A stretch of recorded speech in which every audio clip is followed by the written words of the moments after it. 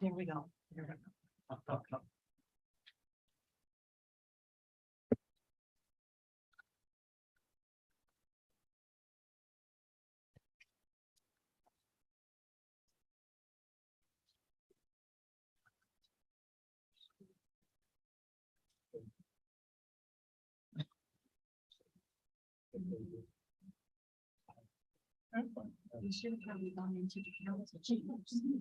Okay, it is 6 o'clock, so I will call this meeting to order. This is a work session of Syracuse City Council.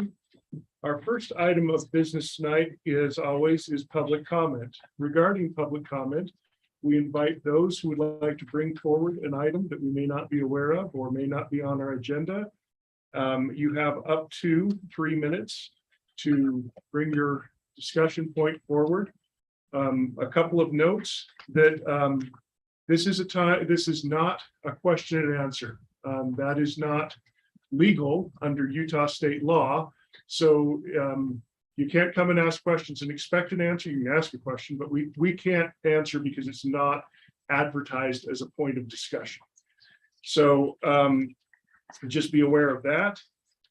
The other thing is that this is a meeting of order. We have rules of order that have to be followed. And so there is no personal attacks. You can make a point, but if you start to single out people, that would be considered out of order. That's the only warning for that. Other than that, the time is yours. When I see no more public comments, you don't need to repeat something somebody else said, but you can if you feel necessary. But that's so. Is there somebody who'd like to go first? Alan, you have 3 minutes. All right. Well, thank you for letting us come and talk to you tonight. We appreciate that. We know that there's been a lot of comments made back and forth on misconceptions and thoughts, and so good to clear those up. My name is Alan Thurgett. I'd say my name and address. Yes, please. Okay. 1889 South, 910 West, Syracuse, Utah. Been here for my whole life. I'm an old guy, so appreciate that. See, I appreciate what this city council goes through. I appreciate the hard work you guys have to do. I really do. I've been around city management before, and as an auditor and a planning commission, and I know what kind of hard work you do. And you know, you need all the help you can get. And one of those helps you get is the planning commission. The planning commission, 7 people assigned by the mayor, approved by the city council, really work for you. They answer you. You answer the citizens, but they work for you. On June the 7th, that planning commission met together for the same subject that we're all here to talk about, is to sell that land on Legacy Park. And they listened to the public comment. They also listened to what was said by the city employees, which did a great job, and other people who've instructed them. Then on their own, they went on did a lot of research, evidently too. The result was that when it was time to vote, they voted unanimously. All 7 voted that land should be left exactly what was promised to be as a park, and that it should be left as a park and developed as a park. So 2 weeks from now, when you vote, I would just ask you to consider why 7 people unanimously decided to vote that way. Now, it wasn't an easy decision for them because they go against the city employees, they go against the city administration, and sort of push in the direction that way. So it was a tough decision for them, but they voted that way. And so as you make that decision to say, what did they have in mind? What was their motivation? I don't think the minutes were typed up yet. I couldn't find them. So I think they're still waiting to be typed up. But I appreciate the city. I appreciate them and what they've done. So save the legacy, save the park. Thank you. I'm Barbara Thurgood. I live at 1889 South, 910 West, Syracuse. And just brought a couple of things with me. I don't know if this probably looks familiar to you.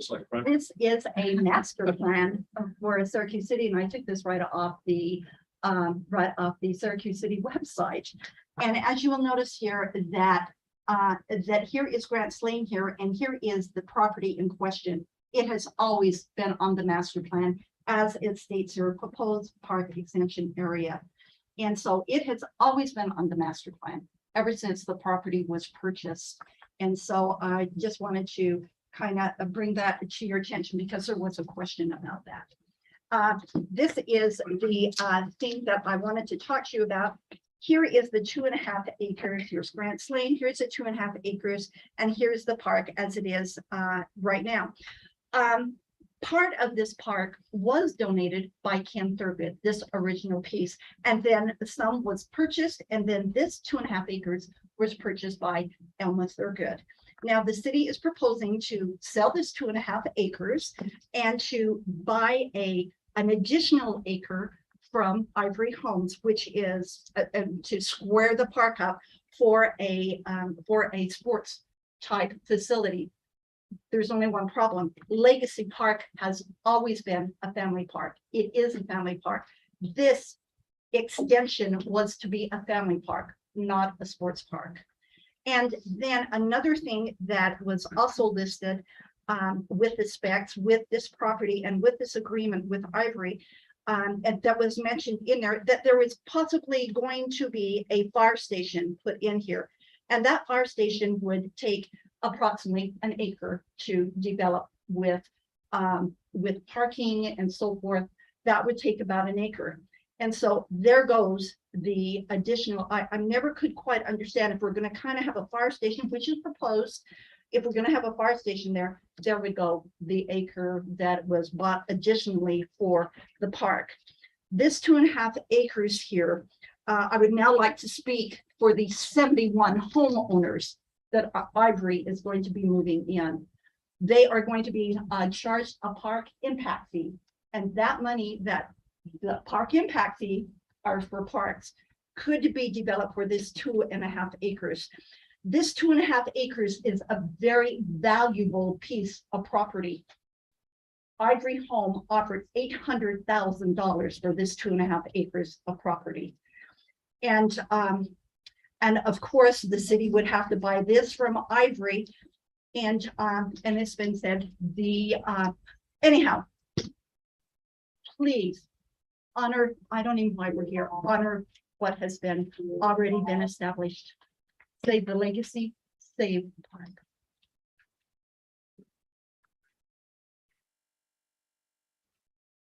Is there anyone else? So I had some other things I was going to say, Please but state your name for the I'm Melanie Turner. Okay. My address is 961 West, 2300 South. And I am the granddaughter of Kenneth Lamar III. It was my grandfather's property, the Legacy Park, just that donated. That was our land, my cousin Tammy, that was our pasture. It was our barn. And Grandpa was willing to donate that. The Thurgoods have been around for a very long time. We were founding families of Syracuse. There's several of us up and down 1700 and 2000 West. All the old homes are still there. But he was proud to donate it, and he wanted his family's name on that park. And he loved sitting out on that porch and watching us, the great grandkids, the grandkids play. And the way it developed and the pond, but what's happened to it now is break his heart. Because this is not the Thurgood legacy that we as a family agreed to. And the additional, Aunt Alma gave the additional 2.5 acres to expand the park as a family park for us. And so that others people can have the experiences that we did on that land. And it's to take that away from us is just cruel. And I think that you need to honor my grandfather's, what was promised to him in 1990 and what was promised to Aunt Alma, and keep it the way it is and not sell it, trade it, and add another road through there. Thank you.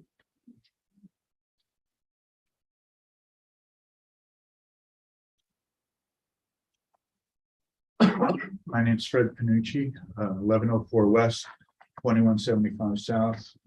I just want to start off by saying I want to thank Jordan Savage for being so responsive and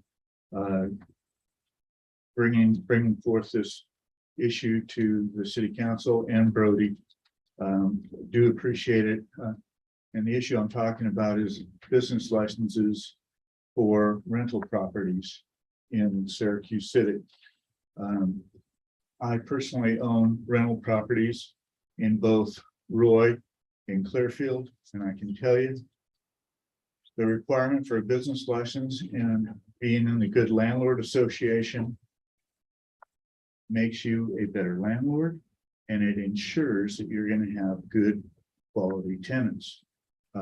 If this council acts quickly, which I'm sure they will, and get this business license requirement behind them and get it put in place, it will really help to keep Syracuse the second safest city in our state.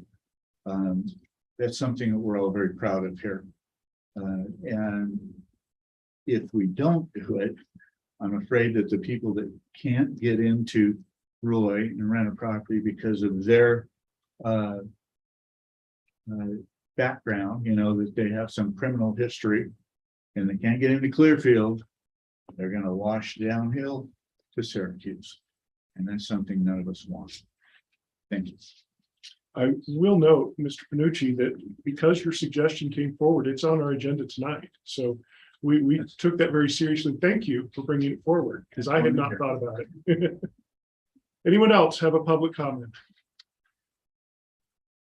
Oh, Either way. okay, my name is Terry Frederickson.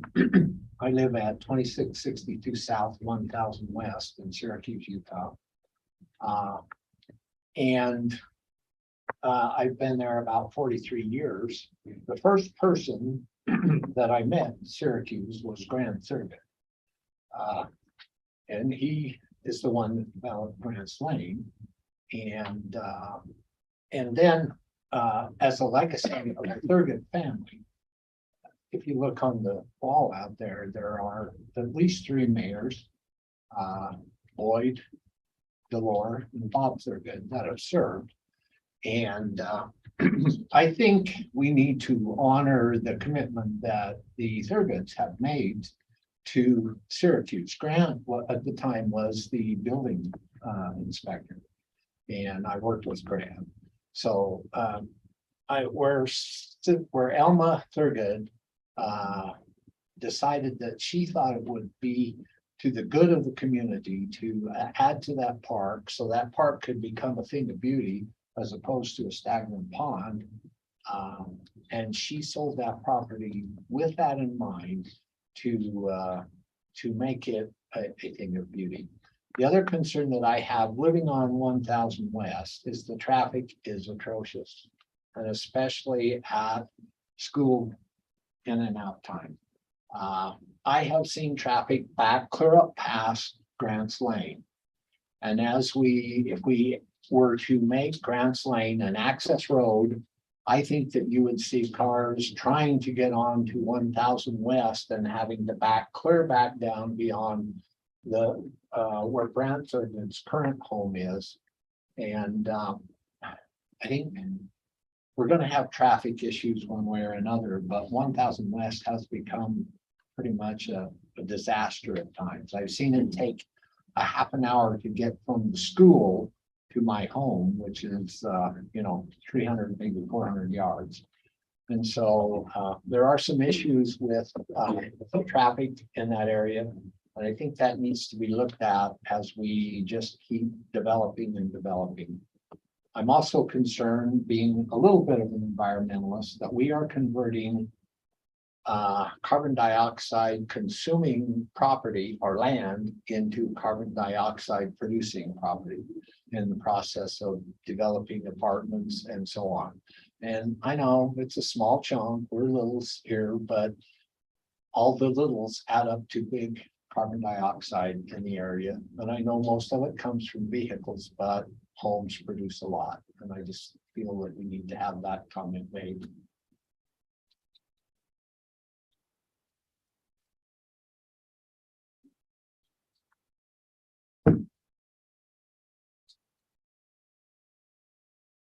My name is Julie Alta Thurgood Johnson. I live at 5196 North Highway 38 in Brigham City, Utah. This is my grandmother. She died 2 years ago and she currently resides in the Syracuse City Cemetery, the place that I will one day reside. So you can say that Syracuse is my forever home. How many of you can say that?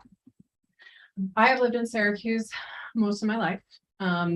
When I was younger, my grandmother, there was a lot of construction starting around Grants Lane, and my grandma has a great big picture window out her kitchen, and she could look down her little lane, and big trucks would come down her lane and get stuck because it's not big enough. And they would do 60-point turns to try to get out. And it was a mess. And she would march down there and inform them they were on her road, because at the time it was, and she had developed it and she had paid for it and she had done everything to keep her pretty road pretty. And they were messing it up with their big road construction trucks and breaking her road. And she was terrified that she would have to fix it again.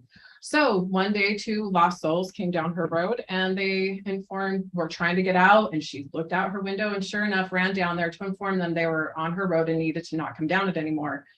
I was in my bedroom and I could hear some yelling, and I looked out to see my grandmother standing there with these 2 men discussing leaving her road. And I watched one of them shove her with both hands. My grandmother was almost 80 at the time. So I ran literally, or flew down the stairs and out the door and ran up to the man, got right in his face, told him to go to hell and tell him to get back in his truck and never come down our road again. And in that time, my grandmother numerous times would remind people, even though there was a big sign, private property, don't come down our road, because it was such a hazard of them getting in and out. So she donated the park, not donated, excuse me, she did not donate. She sold the land to the city. It was bought with park funds. And because of that, one of the reasons was the road is not big enough. And she got tired of people doing the points, and it was to protect that cul-de-sac. Another thing about my grandmother is that her grandmother was from Sweden, and she always wore a thimble.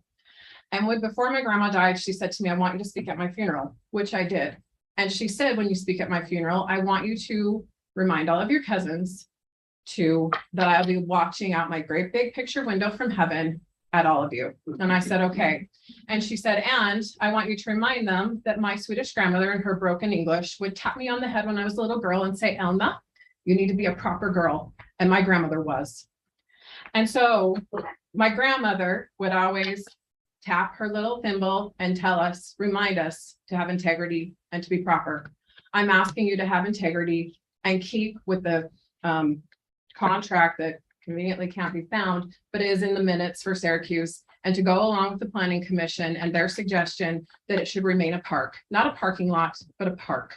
The park that was given to us in a rendering, because that's what it should be. And that's what my grandma sold the land for.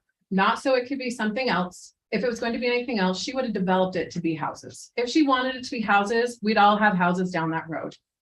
If she wanted to be anything, then what she sold it for, that's what it would be. Not something to go to Ivory, not another road, not anything except for the park that we were promised when Mike Moyes came to her and had her sign the contract. Thank you.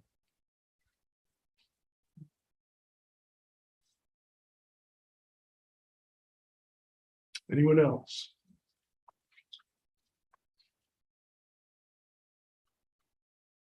Hello, my name is Pamela Camp. I live at 2468 South, 1100 West. And I'm really sorry we have to be here again. And I'm sorry you guys have this hot potato in your lap, because land that was allotted more than a decade ago, plans that were drawn up and provided more than a decade ago, were not acted on by councils that were in place over the past decade. So it's in your lap. And I do agree with Alan that it's a tough job.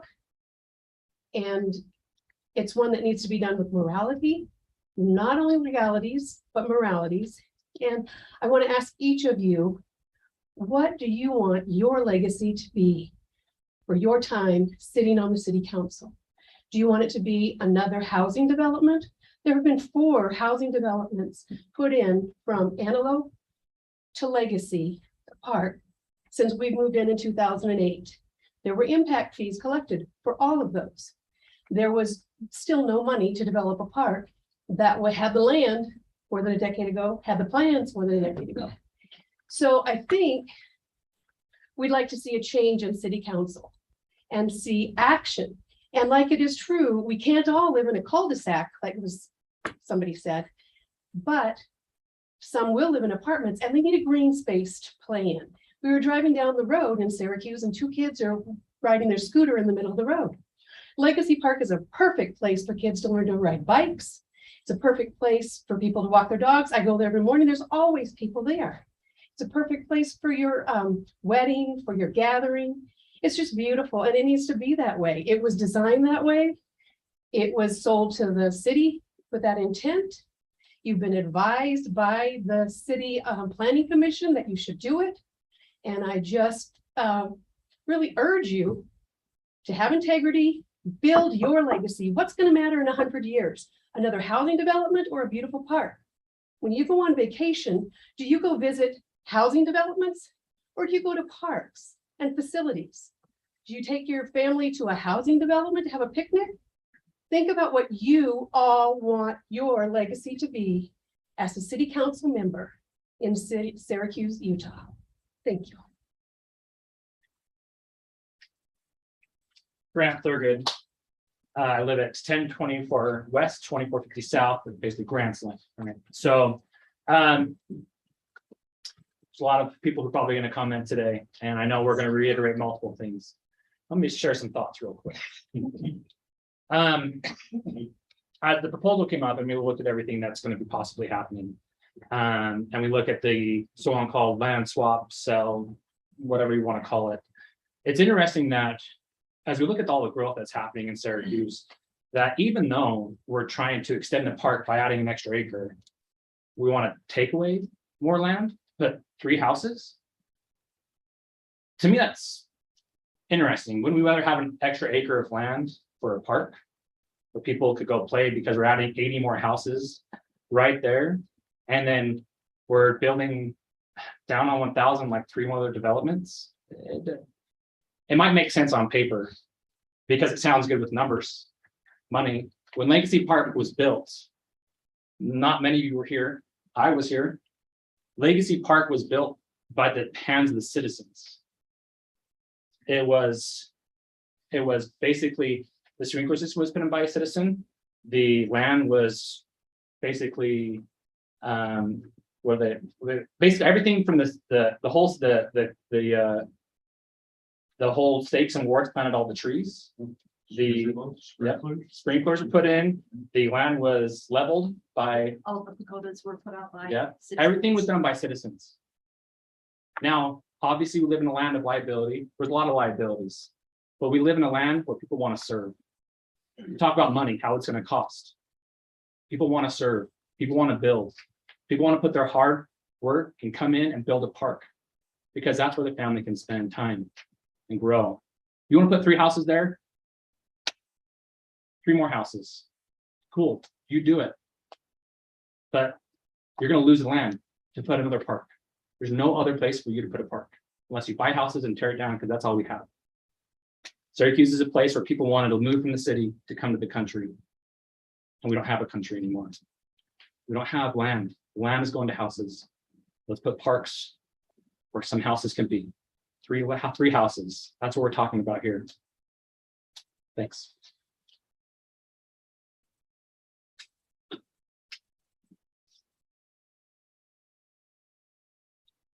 My name is Fred Bolingbroke. I live at 1079 West, 2500 South. Live just around the corner from Clark.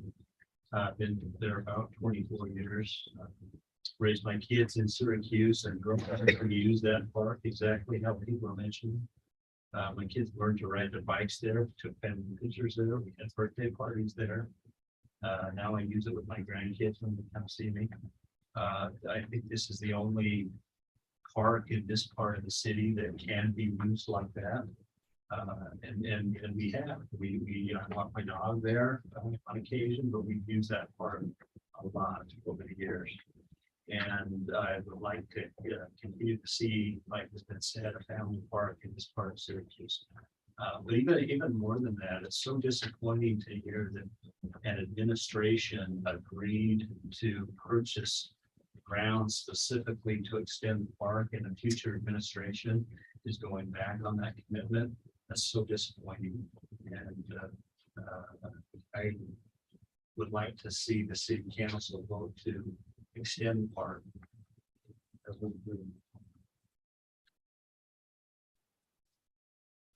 I'm Chad Ritter. You want to go? No, go ahead. 1267 South, 2375 West, Syracuse. Ken Thurgood is my wife's grandparent. I don't recognize any of these faces here, so I don't know how long you've lived in Syracuse and what's happened in Syracuse in the last years. I'm 55 and I've been here my whole life. And if you want my take on it, it's a disaster, plain and simple. And when you're talking, you're talking 3 homes when you have a park that has been there that was donated by Ken. The barn was there, like they said. It's 3 homes or whatever you're trading or doing, whatever you're trying to do, and you have a committee that said the park needs to go. I honestly don't understand why we are even here as a group here to have to explain about this park. This makes no sense that we have all these people here tonight wasting their time to convince you that that park should be there. There's plenty of people that have been involved as in the councils or whatever. It was part of that park. Handshakes were made. That's the way things were done back then. Guides know in the notes, wherever these notes or whatever's missing. There's people that know that these notes were out there of what this was supposed to be, what was supposed to be done with this property. Take the time and find out, call the people and figure out what the notes are. What was the deals? Because they're not here to come and tell you anything different than what actually took place. They're here to come in here to try to convince you that don't override what's in the notes and what needs to be done. So, thank you. I'm Brett Weaver. I'm at 2463 South, 11 West. In my backyard, up against the new park extension. I want to point out one thing that hasn't been covered. At the planning meeting, the fire chief was there, and he also spoke and made the point that he was not in favor of having Grants Lane be an access road for the fire department because it's already too congested. So that's one item that I urge you to talk to the fire chief, because he felt that would not be in the best interest of the fire department or Syracuse City. He said there's other accesses that are already there farther north that would work better, and he was in favor of moving forward with the park. Everyone in the meeting was. I just put my 2 cents worth in again. Please honor the commitment that your predecessors made with the Thurgoods. They're a founding family. Alma lived to be 100 years old. She had integrity her entire life, and it's the right thing to do. I can't see how you could possibly make a decision to add 3 more houses for Ivory Homes instead of honoring Alma Thurgood's request.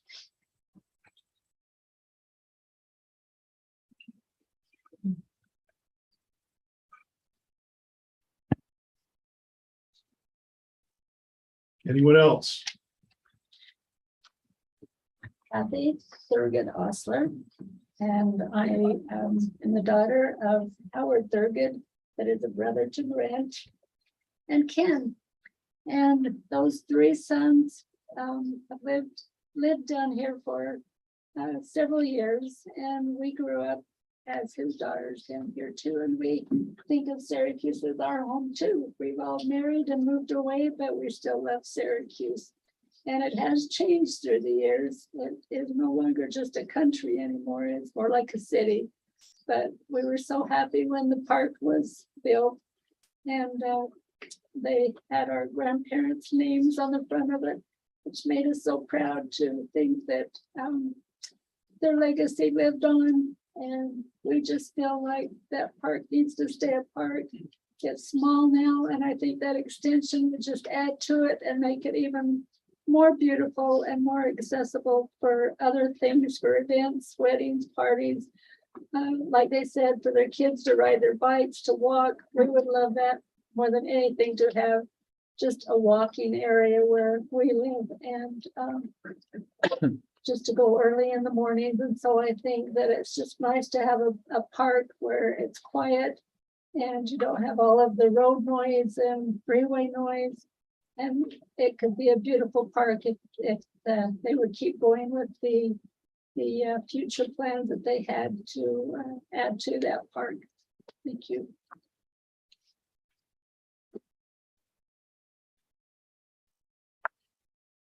Hi, I am Autumn Thurgood. I live at 1054 Grants Lane. Alan Thurgood is my father-in-law. And I just wanted to make a quick comment of the culture of Ivory Home employees. I was told of a conversation between one of our family members in Ivory Homes that it doesn't really matter what the planning commission decides or says, that the city council can just overturn what they say. And that I just find that concerning because they were there for a purpose and for a reason. And to bow down to like big construction is kind of scary. Small town values I think are super important. And I think a lot of that gets lost over time. And I think Syracuse can still maintain some of that culture in the heart of what of why we're all here. So thank you.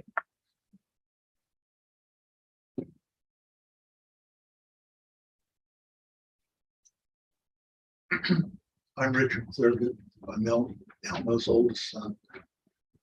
And I helped negotiate this deal with the city when Mom was selling land in the park, for park.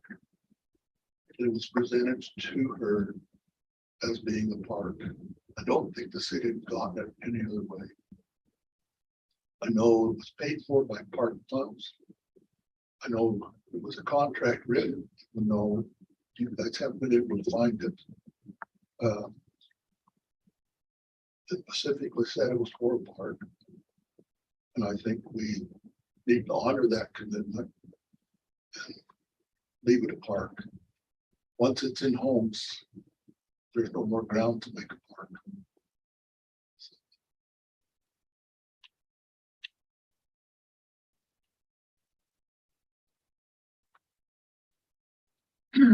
My name is Jerry Thurgood Waite. Elma was my mom. I've lived in Syracuse all my life.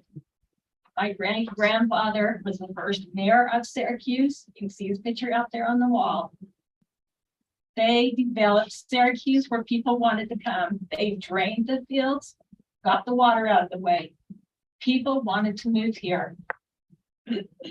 So they set a legacy. The legacy that we want to carry on in this park to set the legacy of what Syracuse was. Now the legacy's turned. You guys need to decide what you want your legacy to be tonight. Do you want to be for the people that voted you in, or do you want to be for people that come here and make money and leave? You need to think about this hard because it's not going to stay in this meeting on the decision that you guys make. You're going to upset a lot of people. That's all I have to say.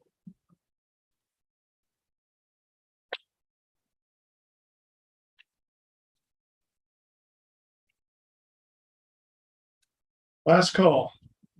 I didn't use all my time. It's really gonna be about 5 homes. I talked to the Ivory guy. You've had your turn. Okay, Sorry. so it's for 2.5 million. Okay, seeing no more public comment, I will close public comment. Next item on our agenda is reports to City Council regarding progress of the Americans with Disabilities Act Transition Plan for Syracuse City. Thank you guys. Sorry about that. No. Appreciate you guys.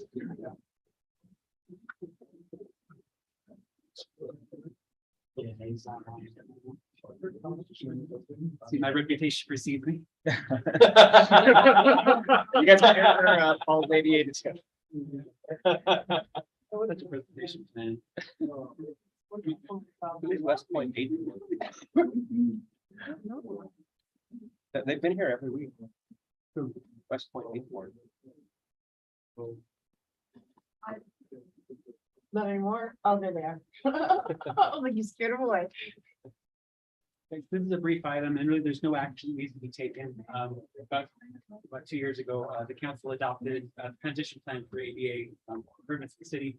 So in the packet, you've got the update. We've sort of taken every non-physical action we can as far as policy changes, posting notices, making sure the information is out for the people. And then on there, you've got a list of what we identified as deficiencies under ADA 2 years ago and what we've done to improve those in the meantime. they're ongoing. Every road project is gonna have improvements to the curb ramps, and any parks project is gonna improve those as well, so. If you have any questions about items on the list, happy to address those, or if there are other things that you're seeing that we haven't addressed, we can talk about those too. So we've actually had the city council improve, or the city council, the city building improvements on here for a while. Are they on the budget? I thought I saw those on the budget coming up. That, Recall. do we get that? They're ongoing. I mean, we've been, The city building. The city building itself. Like the carpet or what? No, this is ADA, so this is ramps, not ramps. and things like that. We have, Yeah. in the facility maintenance budget, there's usually, I think we do have a couple items. So we should be knocking out a few more of these. And like the curb ramps say like 2020. Correction date anyway. I don't know if that's accurate. I was trying to figure that out myself. Are we talking this ramp? I don't know, I mean, I'm not exactly sure which the corrections are, just in the addenda, they're all listed as, city hall improvements. Estimated date and a corrected date, but here it shows it was already corrected. So we got it in January 2020, so that was done this. Okay. It was. Those correct. it was, Yeah, so the ones that are on that list are the ones that have been corrected. If Okay. you go to the original transition plan, it's like 40 pages of. Yeah, those curb ramps specifically are the ones out on the street. Got it. The, were cut. the transition, yeah. Got it. So, yeah, so it's ongoing. We'll continue to provide updates. We'll probably post this update on the website next to the transition plan, so the public can know. And it's by 2040. That's the plan. Yeah. if I'm Hopefully not, not too standards before then. I believe, and correct me if I'm wrong, because I'm not 100%, but I believe that what we did was during the COVID years, we actually brought several items forward because we had some extra ability to take care of some of the updates. Is that not? Yeah, I mean, we're trying to take care of this as fast as we we've can. done the road, we've done the door at the community center. I think there was some signage things that we did. Public Works building had their door upgrade too. Yeah. The push button. Yep. I think we're making good progress, but yeah, there's still a lot to do. We're chipping away. There are a Yeah. lot of like little things. They're Yes. like very. I love the fact we have one called reconfigured furniture. Yeah, or like the thermostat that needs to be. You want to go push it over? or- I could do do that. I could knock one out right now. Yeah, I mean, we're working. So, okay, That's our update. You have any questions? I'm gonna move us on to the next item, discussion regarding request for proposal for a pool of engineering services contract. Is this you, Brody? Okay, so back in 2010, the city did a competitive RFP process and selected a consulting engineer to help the city with typically the larger projects that we do. These are projects that they're just too time consuming to do in-house, so you need to hire out for them. We've kind of just continued on that, and from time to time, it makes sense to review that contract. People in those engineering firms change. A lot of things change over 10, 12 years. So we just feel it's a good time to reevaluate that. The benefit of going through that process is you do all your competitive selection up front, and then you select your firm or firms that are your consulting engineers. And then for the term of I would put a specific term in the new one, like 3 to 5 years. For those 3 to 5 years, that pool of engineering firms would be our go-to for those projects. Instead of having one, I would recommend that we would have more than one, maybe 3 or 4. Show the diversity of our projects. Yeah. You don't want to landscape. Well, When you need a. So this was not something on my radar. Brody brought it up when I started. But one of the things that I thought was interesting in looking into this is there are a lot of firms who over the last few years have started to specialize more. And that I think is reflective of the talent that they have on staff. So we probably need more than one firm and not just a generalist. We probably want to pick 2 or 3 according to their specialization. So it's just a thought. Yeah, and this would not tie the hands of the city if we had a really large project and we think cost might be an issue. We can go out to bid still, to the world.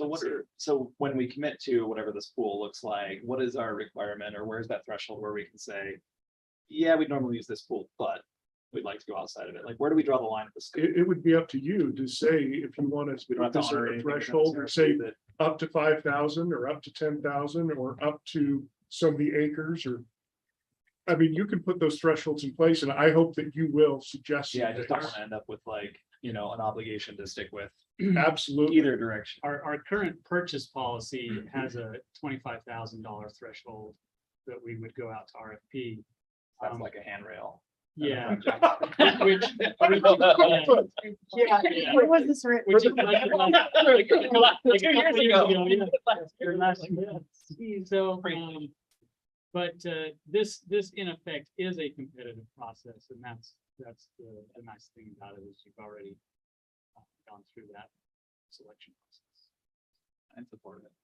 Yeah, I think it's a great idea. I do think that, yeah, we maybe we just keep it the purchasing policy if it goes over 25,000 or something like that. We can look at that, but we can, I accept recommendation. When you're going out to RFP for a pool, are you having them all bid on a specific project?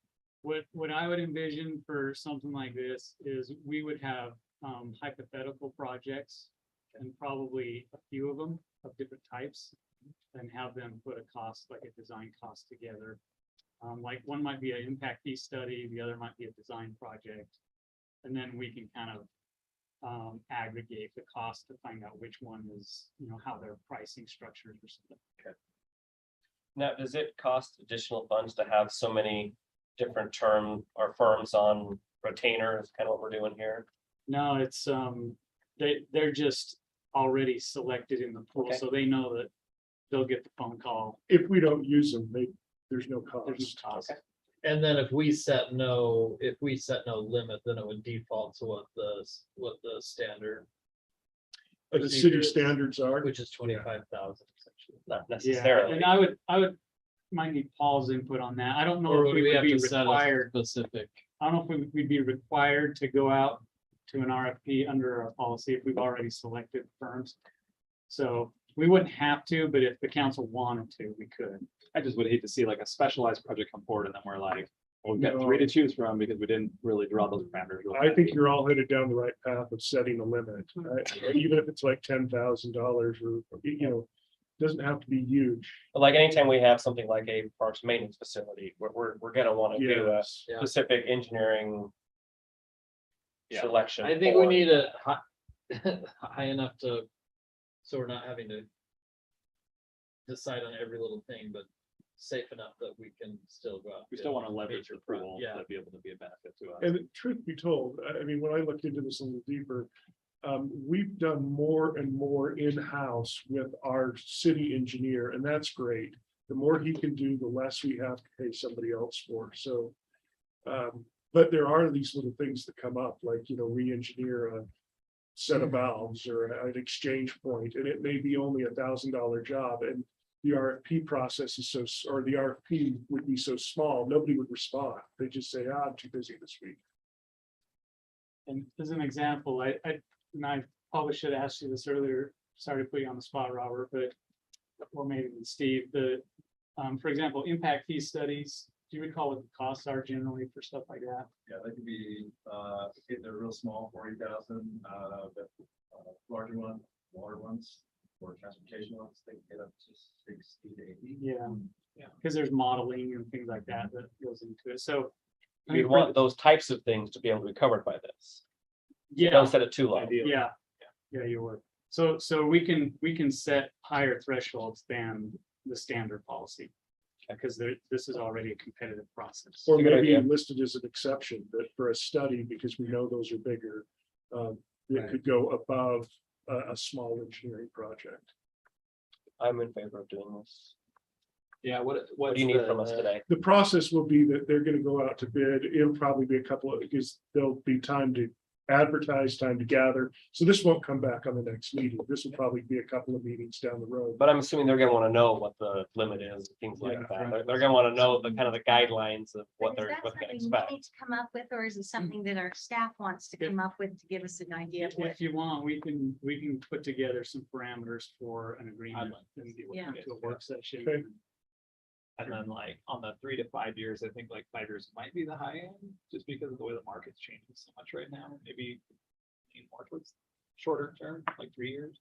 Yeah, you can Obviously do not less three, than 3. three with an option to If renew. you want to do this on discussion, I'm all for having staff put together their suggestions and then you guys debate it at another We work don't have a session. bad. Listen, I don't know nothing about nothing where this is concerned, so I would like that. Okay. That means you And do know a lot. I'm trying to learn as we're going with it, and I don't know a thing about this, so I would like some sort of knowledge before we go into vote on That's something. great. Because I think it's inappropriate to vote on something I don't know anything about. Well, and that's why we're bringing it up. So I'm Yeah. gonna direct staff to put together I would agree. suggestions. Thank you. I know that's more work for you guys, And but then we will have well, I don't. I'm I think so we need it to happen uneducated on anyway. this. We need it to happen anyway. So, yeah, hey, we're good. I didn't want to say anything, because I'm just like, I'm gonna put my This foot was in a my really mouth. good idea that came from staff and I fully support. So, Nice job. all right, Awesome. so I'm gonna move us on to the planning items. So first is discussion regarding updates of general plan moderate income housing elements in compliance with Utah House Bill 462. Who's covering? We'll start with Paul. Okay, that's what I thought. and then go to Paul. So we talked about this bill about maybe 2 months ago when it was first passed. It's in effect, by this October 1st, they're gonna want updates to our general plan. And the big changes are they need 3 strategies. Now, in our general plan, you said we have 4 selected, so I think we went above and beyond last time. But we've achieved some of those, so we need to pick 3 new ones if we've achieved some. We can't make a mixed use zone. Yeah, we've already created that. If we haven't finished one, then that can be on the If list, you have right? an ongoing one that's, takes a couple of years or even goes indefinitely, if that's one you choose. Mixed use zone is often under review. Whoa. And then one other change that's big is we have an implementation plan with deadlines and benchmarks. So what we're recommending to you is that you give the planning commission some guidelines. So pick the strategies that you'd like to employ in the city. Send it to the commission and have them come up with the implementation plan with staff's assistance. And then we'll bring that general plan change back to you after the planning commission's had that. So whether you're able to do that tonight or whether we need to come back another night, that's totally fine. I think Noah is ready to address strategy that he would suggest adopting or. So let's bring Noah forward. You can point out some of the ones you think that we're already kind of in line with. And if those are acceptable to you, we could just put it on a future voting item. If you want to have another work session and discuss more options, we can do that too. I'm open either way. So the one item that's already in the general plan that we haven't done yet is it says that we're supposed to do a housing study. So we haven't done that one yet. And there are grants through Wasatch Front Regional Council. But is that one required? That's just an option. That's one that we had previously chosen. But we that's haven't on the completed it. list. We haven't completed it. It's number 2, apply for a TLC grant. Yeah, that one. So we could pursue that one. The other low hanging fruit, and one of the things that we learned with the general plan process last time is that our population prefers generally an ADU, accessory dwelling unit, over attached housing. And so removing barriers to have people do more basement apartments and more tiny houses or, mother-in-law apartment, that sort of thing. One of the things that's came up recently is impact fees. The latest legislation says that we can't charge impact fees for basement apartments, but we can charge them for detached. So like the garage with the mother-in-law's apartment, we could say if it's an ADU, let's just not charge impact fees. That would be another item that we could easily do. Surprisingly, and it's been like 10 years since we've actually, or maybe about 8 years since we've had an ADU ordinance. A lot of cities hadn't even allowed them until recently. But since we had allowed it like 8 years ago, we really haven't had that many applications for them. That's because they don't. Either they're just doing it. Yeah, they don't apply. That and they You're don't. happening. They very well could be happening.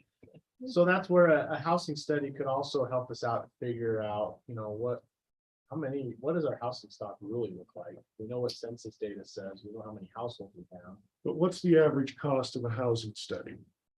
Because we talked about doing this through a grant, but we haven't gotten the grant. And so that's my Having concern applied for is we should apply for it and I think we should keep applying before we do it because I'd rather have somebody else pay for this. But we're talking about complying with the House bill, so if we put that on our list and say, hey, We would have. we to want do to, it. we want Right. to do that So this If is we what get we're a working grant, on. we can't put that stipulation. Right, that's why I suggest that maybe we pick strategies we know we can afford. Because maybe there are things that don't cost us additional funds, and then if we can do this, great.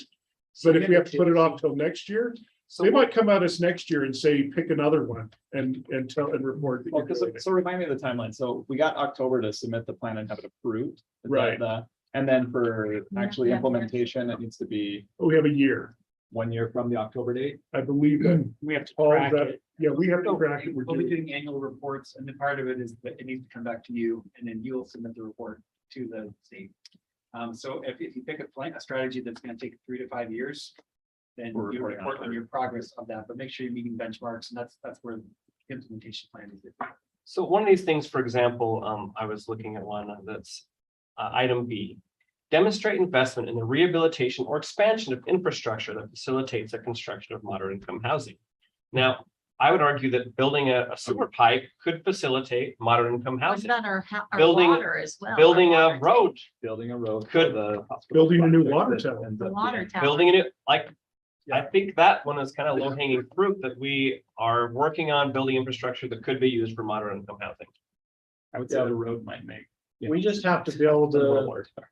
Well, I mean, the Look at the 2500 list West and would tell them be what we've done. opening up a road that could. So- Judging from the look on Paul's face, we might have to explore a little bit more on how we would justify this. Yeah, the concern is if you do, if you try to get cute with the legislature. They're gonna call the legislate. They get cute with that. And they hear stories constantly from the development community, and so if they look at our plan and it looks like we're just doing things we were gonna do anyway, or things that don't really help moderate income housing, the claim is, they're just gonna make things worse for cities generally, so. I'd Lazy say- government. Actually, make an I effort to. Yeah, making You an mean effort to actually efficient improve moderate income housing in the Yeah, community, and let's make sure that there's a good faith argument that it does. As long as we can do that, then. it works. Yeah. But if we get cute, then they're gonna punch. I think it's a good idea. I mean, what Paul said, absolutely. But one of the things that concerns me here is that last year, or 2 years ago, the legislature came out and said, pick some. And we thought, we'll go the extra mile and we'll pick more than we need to. And all they did was come back and say, now pick more. So Well- what I am suggesting is, Bummer. if we. Don't go the extra The mile. more you I know, accomplish, the more you have to accomplish. Yeah. So what I don't want is, let's say we Destroy my came up and life. said, let's do 5 of these, and they're all 5 that we think are even possible for our city. And then legislature comes back and says, now pick 2 more. Well, I mean, that's almost like being punished for doing. what Extra. Yeah, Why say we stick with 3? I think that's okay. No, you have to do 4. Another thing to consider is that the progress can be ongoing. So Right. the one that we previously selected can still be ongoing. Part of it, 'cause we're not finished. And staff has actually Wants been to- doing these reports annually since the legislation was Right. approved. Only difference now is that rather than coming from staff, they want all of your eyeballs on it before we send it off up the chain. Which is great. Let's just be careful to make sure that we leave some room for them to say, and now do another one, and we actually can. So is it 2, 3, or 4? One of these days, we might end up with. 3. Moderate. The attorney says Two. 3. We need to. Whoever got that. Currently, we have to have 3 in progress, right? So And so one from last year, if it's still in progress, is okay. isn't our plan for increased supply and diversity of housing stock still in play? I believe so. I would argue, that, yeah, I mean, it's still under That's a very good construction. point. Yeah, we are not one of the, I guess, bad cities, I would say. I mean, we've done a lot Naughty, naughty. for affordable housing. Yeah, We've done the mixed use zone. We have a lot of units under construction right now. And so where do we stand with the accessory dwelling? units? Yeah. The thing those is, are no matter what you build, Luxury We're apartment. not gonna give okay, them all. one section for the record, please. Where do we stand on the accessory dwelling units? Because I thought we had addressed that and made it easier for them. We So did. we did for the basements, but now maybe we can extend that to. I think that About- one is one that can actually impact affordable housing. but the issue is, and this is the argument, so I've had several people request something like a flagpole lot.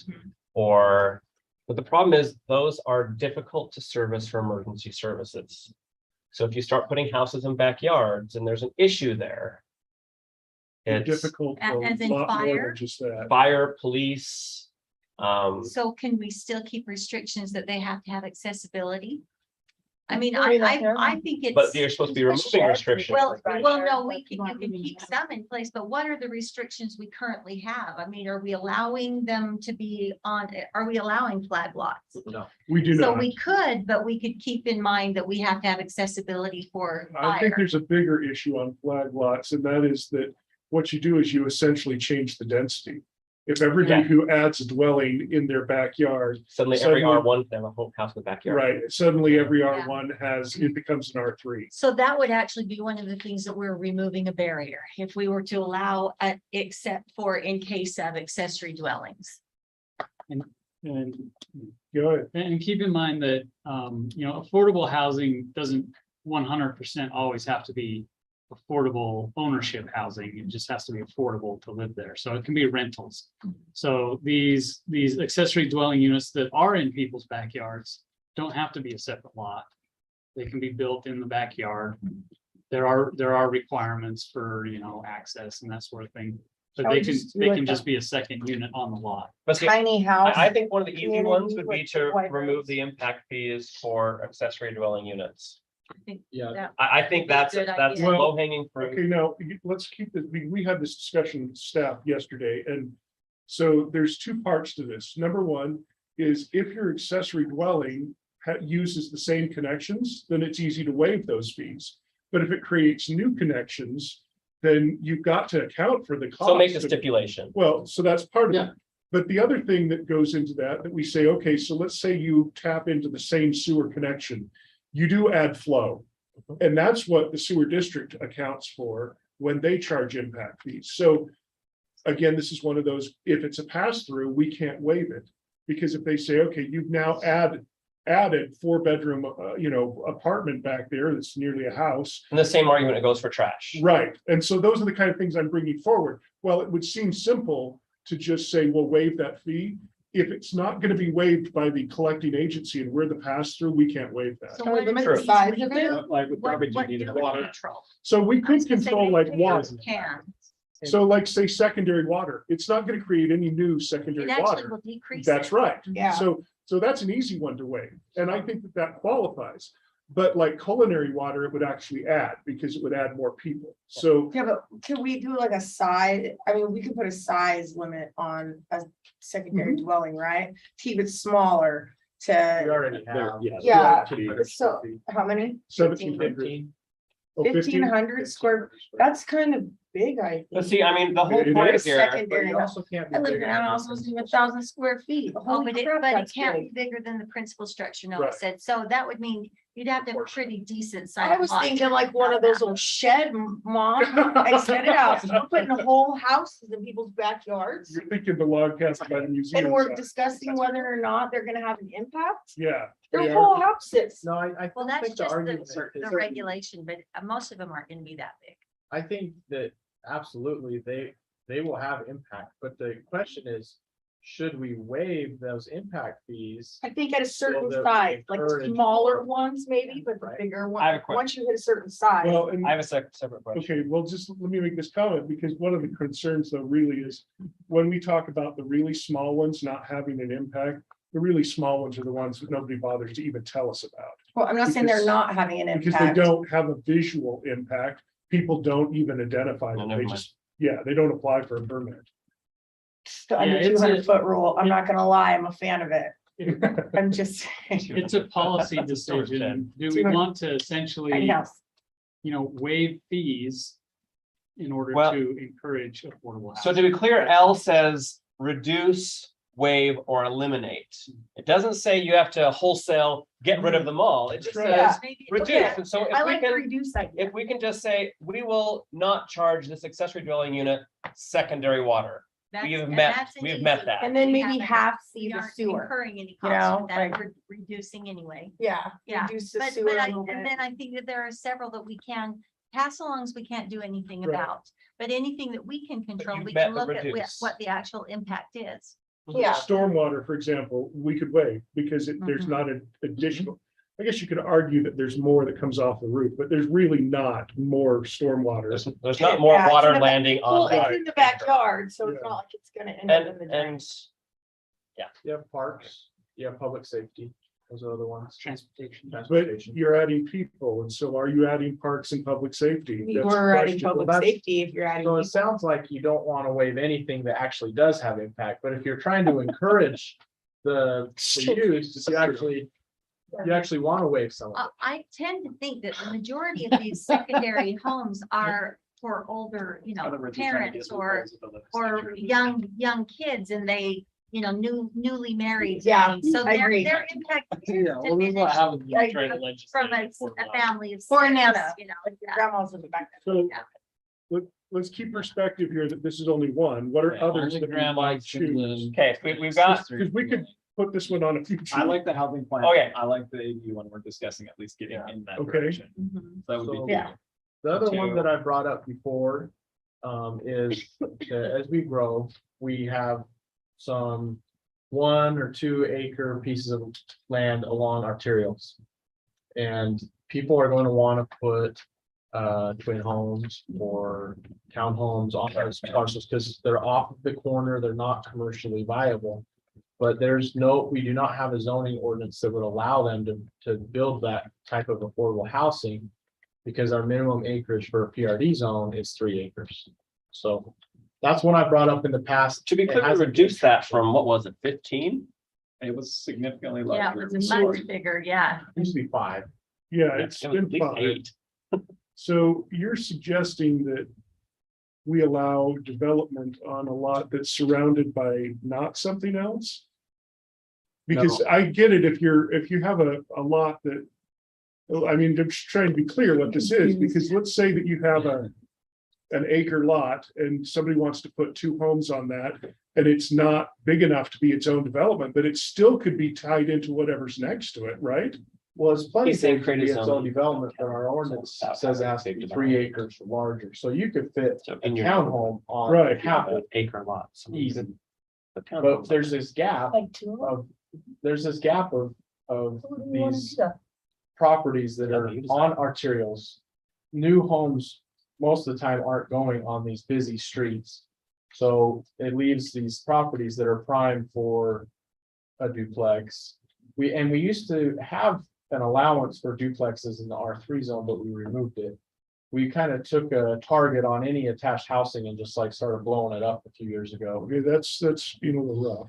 Well, Okay, I don't know I've got about a blowing up, question. but I'm just saying it would be Where a would, strategy that you could consider. He's saying along arterial, so along larger roads. Like say. like 2,000 kind of? Yeah. 2000, well, I mean, Or 2000, antelope. Give me an example of where you're talking about. Where you think this would be a good idea? Okay, so imagine 1,000 west, where the roundabout in the church is. Uh-huh. North of there, there's a piece of ground on the east. I've never talked to these landowners before, but that's just an example. Hypothetically, gotcha. there's like an acre piece that's right there. But it I don't could know be what else developed to- along with what's already around it. So, Well, there's a There's house. no on each townhomes side. right there. he's saying there could be. but Well, so you're why would saying you that wanna we would put them there? allow a twin Just home because it's a So now we Affordable want housing houses instead of circle, just right? affordable houses. No, I know, but So I'm now we're I'm getting not- back to I'm not land use. hypothetically, I'm Why don't you literally talk? asking, if they've got all these regular houses there, how is that gonna impact the neighbors? Why would you wanna put some townhouses right there in their little neighborhood? Well, as we've seen, Okay with those, you can make it neighbors too. so we're not talking about a. I'm not saying anything about the apartment neighbors, complex, I'm we're saying talking about about houses. Townhouse, Our view. or even duplex. A duplex, like for example, if you go down the street here, you have a single story duplex, that has a 2-car garage, and then it's 2 units and they're attached. Along Gordon. And yeah, you see them along Gordon. I mean, the city just has to decide, like Brody was saying, this is a policy decision, what kinds of housing do we want to implement to provide affordable housing? I know that we like basement apartments, we like mother-in-law apartments. But, if it's attached to the hip, it's going to be more affordable. It might not, you can argue that it's still not affordable, and you're probably right that it's astronomical, but if we still just don't like that type of housing, then we shouldn't try to incentivize it or create a zone. But since we're in the neighborhood and we're talking about affordable housing, what types of housing are more affordable than single family? That's one of them. I'm just identifying that as a possibility. If you don't like it, we can focus on other ones on the Okay, list. so what's some other ones on the list? So I have a question. So when it says develop, like specifically in U, it says develop moderate income housing for 55 plus. that Are they literally telling us that we have to be like a development partner and purchasing or Yeah. doing some sort of? In, agreement? Yeah. in some areas, RDAs do that Oh, usually. But I don't think we want to do that. I don't think we want to get One involved. thing either. about. Yeah. just specifically- There's some significant risk on the Let's think city. about specifically some lot areas more where the RDAs are present and looking at some opportunities to. What's a And there's station some- area plan? Oh, what? I think it's the trend. It doesn't apply to us. We don't have transit, Transit. so like tracks or. Yeah, like a, You know, Well, should we, do you wanna? So we got our two strategies, maybe you could. Well, do I that, think like, we have later. the other one that is still ongoing, which is Choose from the list. plan for increased supply and diversity of housing stock. Aren't we? we're still doing working that. on that. So I'd say that's That's our our third, isn't Yeah. it? I mean, that's That's something that Oh, we're gonna meet we've that. been working on and continue to work on. Well, I don't like it when the attorney's like, eh. well, and the reason I say that we are pretty currently working nebulous. on it is we have people coming before us that we have to approve or not zone changes to say we'll allow for affordable housing. Yeah, And you can argue that in our general plan, we have some areas that have future, there are more red areas in the general plan that could allow a mixed use development, so we are planning for potentially other. But if that's already existing, is that gonna be an issue that? that's Okay, so Already doing. here's where I think we are. I'm just gonna sum it up. I think we have three possible strategies. We can't vote tonight, so we'll have to come for another discussion about these three and possibly any others you'd like to bring forward in that meeting. But I think that we have kind of a starting place. And we do not have to decide within the next meeting. So I'm gonna say, let's take this and let it simmer. Because I think there's a lot of discussion still to be had.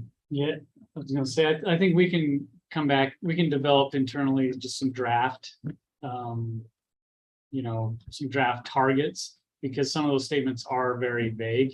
But the point of the law is to have measurable targets. So we can put together some draft and bring it before you and. So quick We question can on that. Do we put have it any in. numbers available to us of how much a percentage of the city they'd like to see? Because that is very vague for us to not know Yeah, what's that's our true. target. There isn't. No. But then we have to No, argue no, moderate income housing. Yeah, Yeah. that's what I'm wondering. It changes. If Can we they have be like, any Can they idea, define you know, moderate if we income want housing? our- They define our that. improvements. Yeah, I think the idea is we would Yes. improve our mix I would like relative to what we have today. Yeah. And so Which it's, could be by 1% or 10%. I mean, can we go to the legislature and ask for a target for us? or we could just. Well, just identify. Do you wanna be on the list? I think you're better off setting one. and Yeah, letting don't us- ask for. They'll give you a target. Yeah, we'll tell them what our target is. Okay, so go ahead, Paul. Right, because we go through the planning commission hearings and stuff, so. We do need. Don't some- think you can just do this on October 1st without having the. No, right. Okay, Yeah. so I'm gonna bring this back for the next meeting. We can discuss it further and send recommendations to planning commission. So that will be our process. So this is gonna take some time.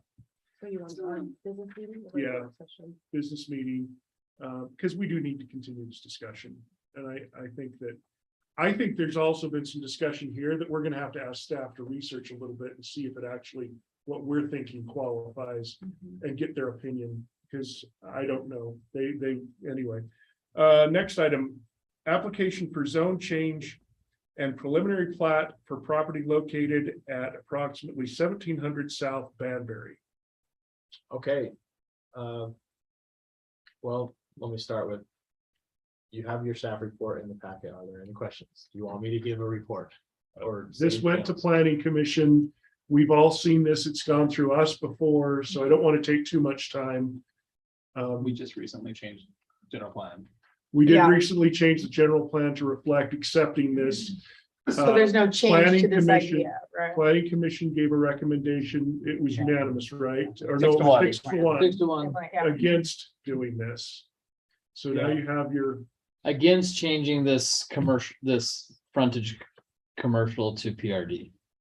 That's right. Let me point out right here, this is the general plan map. Out of all of the places, in the entire city, this is the only place that the general plan map identifies as. Strictly. So even like if you were to call Monterey West, high density, that's even outside of what kind of the cut and dry what the general plan was anticipating.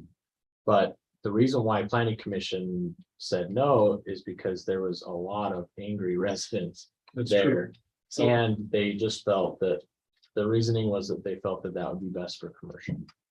now more than that, there were a lot of people angry about the parking lot, feeling like somehow that was dangerous. I'm not sure that I'm not sure that I understand why a parking lot's dangerous, but that was a commonly reflected term. I'd like Talking about the eats. information on The that. park, the Why park would parking they say it was lots. dangerous?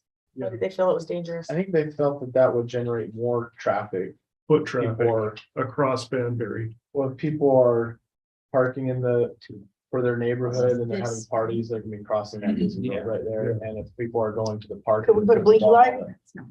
What? Who's responsible? So there's for already a that? park here. I mean, this is, Yeah, this There's is, a Yeah. park right there. A blink light? The draw is not part of the park. They got to go to Antelope. but to be No, clear. I mean, right there on Bamber, like how we have that one on Antelope right now. Sorry, Could that be a place for one let's right try and there? keep it one at a time for Cassie, thanks. Your question is, could you Put like put, a pedestrian crosswalk right there between the parking lot and the other side. Could we put a pedestrian just that only lights up? I when don't you think press you'd the want button? one right there. That's too close to a turn lane. It's too close. I can look at I'm just asking. situation. And I'm saying, I think for federal regulation, it's too close to another intersection, Okay, So, thank you. but we can look that up to be sure. but, Yeah, they but just my discussed concern that. with that parking lot is I think this development, they're gonna, unless there's some stipulation they can't, they're gonna use that parking lot. Yeah. So would And they that's what rather? They're than gonna have take over that townhouses? parking lot. It's not gonna be, Were yeah, those it's the not same gonna, people that came in to complain about them putting townhouses there? Yeah. Yeah. But now they don't want a parking lot.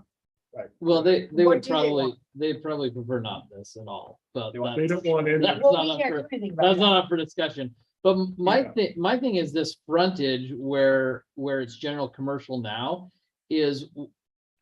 I'm not a fan at all of losing more commercial along Antelope. When the whole, at least one argument was, we're gonna bring in rooftops to attract commercial. Yeah, And now we're saying, okay, well, let's get rid of more commercial and bring more, we're getting rid of all the commercial that's gonna bring we're getting rid of all the commercial land. and for those of you, 4 of you were not here when we discussed this 5 years ago, but Jordan, I think you weren't you? Or we basically voted to accept the PRD behind the commercial, but not allow the commercial because of exactly what Paul suggested. We thought, why would you give up commercial on Antelope for townhomes? Because we need more commercial. So that was the reason 5 years ago that it was divided to accept PRD behind and not in front. So can you talk to so first of all, how deep are these commercial lots? How many feet? I don't know. I can tell you. But what I'd like to know is what is the viability of this commercial? The corner one or the one, No, the the one the along one the in strip? between. The commercial is still Yeah. preserved. Yeah, So I would say this, the argument from the developer says that for 5 years, nobody made an offer on it, but we Yeah. also know that I don't think it was ever on the market, Yeah. so. That doesn't stop people. They'll show up at your door. You're right, you're We absolutely correct. actually looked along 20 years ago when we were Okay. looking to build, and that area never, we wouldn't have been able to do anything Okay. that shallow. One of the Yeah, that's- challenges here is that for certain, it would only be right in, right out, because it is on a major road. So that is one of the challenges that needs to be recognized. Pearson's isn't going to go away, and they are a neighbor. So that's something to be considered. There will always be some type of commercial there.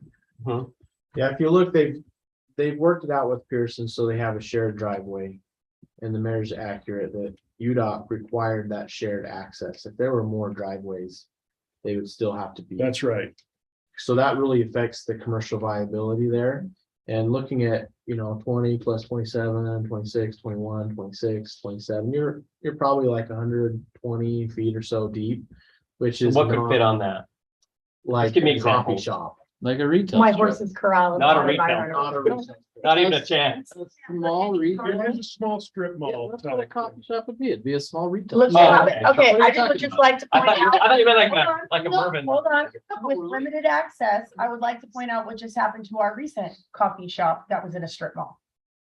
Futures, What happened to it it? shut down. They closed for Didn't get business. enough traffic. They did not get enough And if you traffic. have Sad. Poor access to it. Poor access, and this is that same People- scenario. yeah.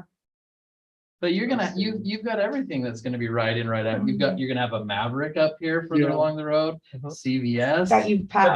those have deeper locks. Those have way And deeper they locks. have Parking area, and these would not have parking space. So where would people park? It's a good question. It would be challenging, you're right. Yeah, the, On the street. Chris is Because a saying. car Because is the- That's 15 illegal. feet long, No, it's eight, you know? two cars. Tell them that. You can park No, on that. a car is like Because- a Suburban or something, like our truck, it's huge. And They- well, let's do some. Would that create a parking problem, In public. law enforcement officers? Okay. Could you So- foresee a parking problem with that? Everybody parked on the street because they can't get access to the lot. It's illegal to park on the You street. can't park No, on it. I was just told it's okay. I'm just No, getting. it's already like, illegal to park on Antelope Drive. There's. But- part that says- But there was an argument that this. So that was a this- yes, right? That's a problem. Okay, There's thank signs you. all over already. Ah, say don't. thanks. People do, but So there was an argument that going down Banbury that was commercial where that parking lot is. right. Saying that that's not viable. I live on Bluff Ridge Drive. We got that same exact Yes. commercial shape, and guess what? It's viable. Yeah. So Where? on The flip Bluff- side gym. Oh, okay. But there's parking, Laternos or that's the Latrano. issue. There's I'm parking saying in that gym, there's parking across the street. Mhm. There's parking true. and they've actually had. they've had But to but be we really- but so we it got is- rid of that parcel right there as general commercial with that same argument But that wasn't viable. so Paul, So now we're arguing that this isn't viable. just let me ask a question about flip side. How's the parking at flip side? Because you're using that as the example. Yeah. So the parking at Flipside, it's a drop off. They don't Okay. need a ton of parking. I just know that I stopped going to flip side Because of the parking. because I could never get in to drop off my kid because there was not enough parking. Okay, so we have to recognize that there are different needs for commercial. Some have greater parking needs, others do not. So. True. So we can't just use one business to justify whether it's viable or not. Fair. But I think we've used a few Yeah. so But far. I I will agree. say that it's crucial to say if our point here is that we're trying to increase commercial viability and sales tax revenue, but we just said we can only fit businesses in here that only can have one car or that really can't. Then have that's not customers, really you know, then that's Enticing a not whole lot of right, sales and that's tax not revenue. gonna do I much don't know for whether us. there was consensus on one car. Well, I don't know. There's, I mean, But like, really, be logical, look at it. There's not You really have anywhere to cut park. well into that in order to approve parking. Yeah. And getting in and out of. Could there, you have yeah. cut it further back? I don't think, well, so because it's approved, basically from the line you see I where know. it says Cody. What it should have cut. Yeah. Basically see the property that says Cody, from there straight across is on the north side has been approved PRD. So I don't think the property owner is going to give any of that up. He also owns the property in front of it, but that's the property in question. So we have to kind of limit our discussion to what's in question. He's not going to give up zoning he has. I know. One thing that about his proposal with the parking is the parking lot benefits the city and also his proposed future residents, but it would also benefit the future commercial that he's leaving on this corner. And That's this is a correct. much more viable piece. And if this becomes an office or something, they could cross park on here and that parking lot would actually help attract a bigger building because they don't have to take up the site with so much. How many spaces is that parking lot? I think we can count them. 3 over there. It's actually pretty good 7 there, size. 6 there. So we've got about 50. I think it's very important to the park. So, I mean, there were a lot of comments at planning Yeah. commission. Did you go to Heritage So Days or I went something? to planning commission for this one and I sat through the comments, not because I wanted to hear those, but because I wanted to thank our leaving planning commissioners. But as I sat through those, one of the comments was, that this park doesn't need parking. I'm gonna say that I disagree. Me I too. think this park does need parking. We just had our Heritage Days. It was challenged because we didn't have the parking we used to have where Maverick is building. So I'm gonna suggest that even if we don't have events all the time, future pickleball tournaments, pumpkin walk, Heritage Days are always gonna need this parking. So I think the argument is it's needed. And it's a nice opportunity for the city to get that. But you're gonna have to decide that you're gonna give in to the other. I support this the way we had already discussed it. I mean, we're gonna get yelled at anyway. I don't really care. I'm learning that. If people are gonna scream at you anyway. One way or another. But the How long parking did it lot- take you to get to that? You see these extra gray hairs? I wanted to gray naturally and elegantly. This is a Welcome to beautiful City gray Council. hair, man. I'm over it. 5 years ago, I had no gray. Don't tell me that, bro. I still have my eyesight when I start. Like I like the way it is, to propose it just to go to the whole PRD. I know people think that that's viable, but it's the same people that don't want a parking lot. They don't want townhouses. You can't make everybody happy. And I'd rather not have the townhouses than not have a parking lot. So Okay, so that's Jennifer. What are others? 'Cause- I conceded again. Okay. I think that it's a much more viable with the parking and with the size in the corner and the size of that property. As a business owner, I would choose that much more than I would choose something that I could only fit 1 or 2 cars in my front and I'd have to cut into my business. yeah. Any others? I've seen Pearson and they are very cramped on that lot Yeah. and in fact, I think when they started, they had a lot more land, Yeah. but they've been slowly pushed back and They keep a lot of their space in the rear though. They because do. have to- Yeah, that They yard have back to have there. a yard, so. Yeah. So, somebody that's gonna develop here, like I said, not Mervin's, like a small retail strip is gonna set it back towards the back and they're gonna have parking up front. All right, so what I need tonight, council, and I What? think I have it. Sure, Bo's at Mervin's. Okay, so council, what I think I need tonight, and I think what we have is at least enough consensus to bring it to a vote. What about you, Seth? What do you think? Yeah. Thoughts?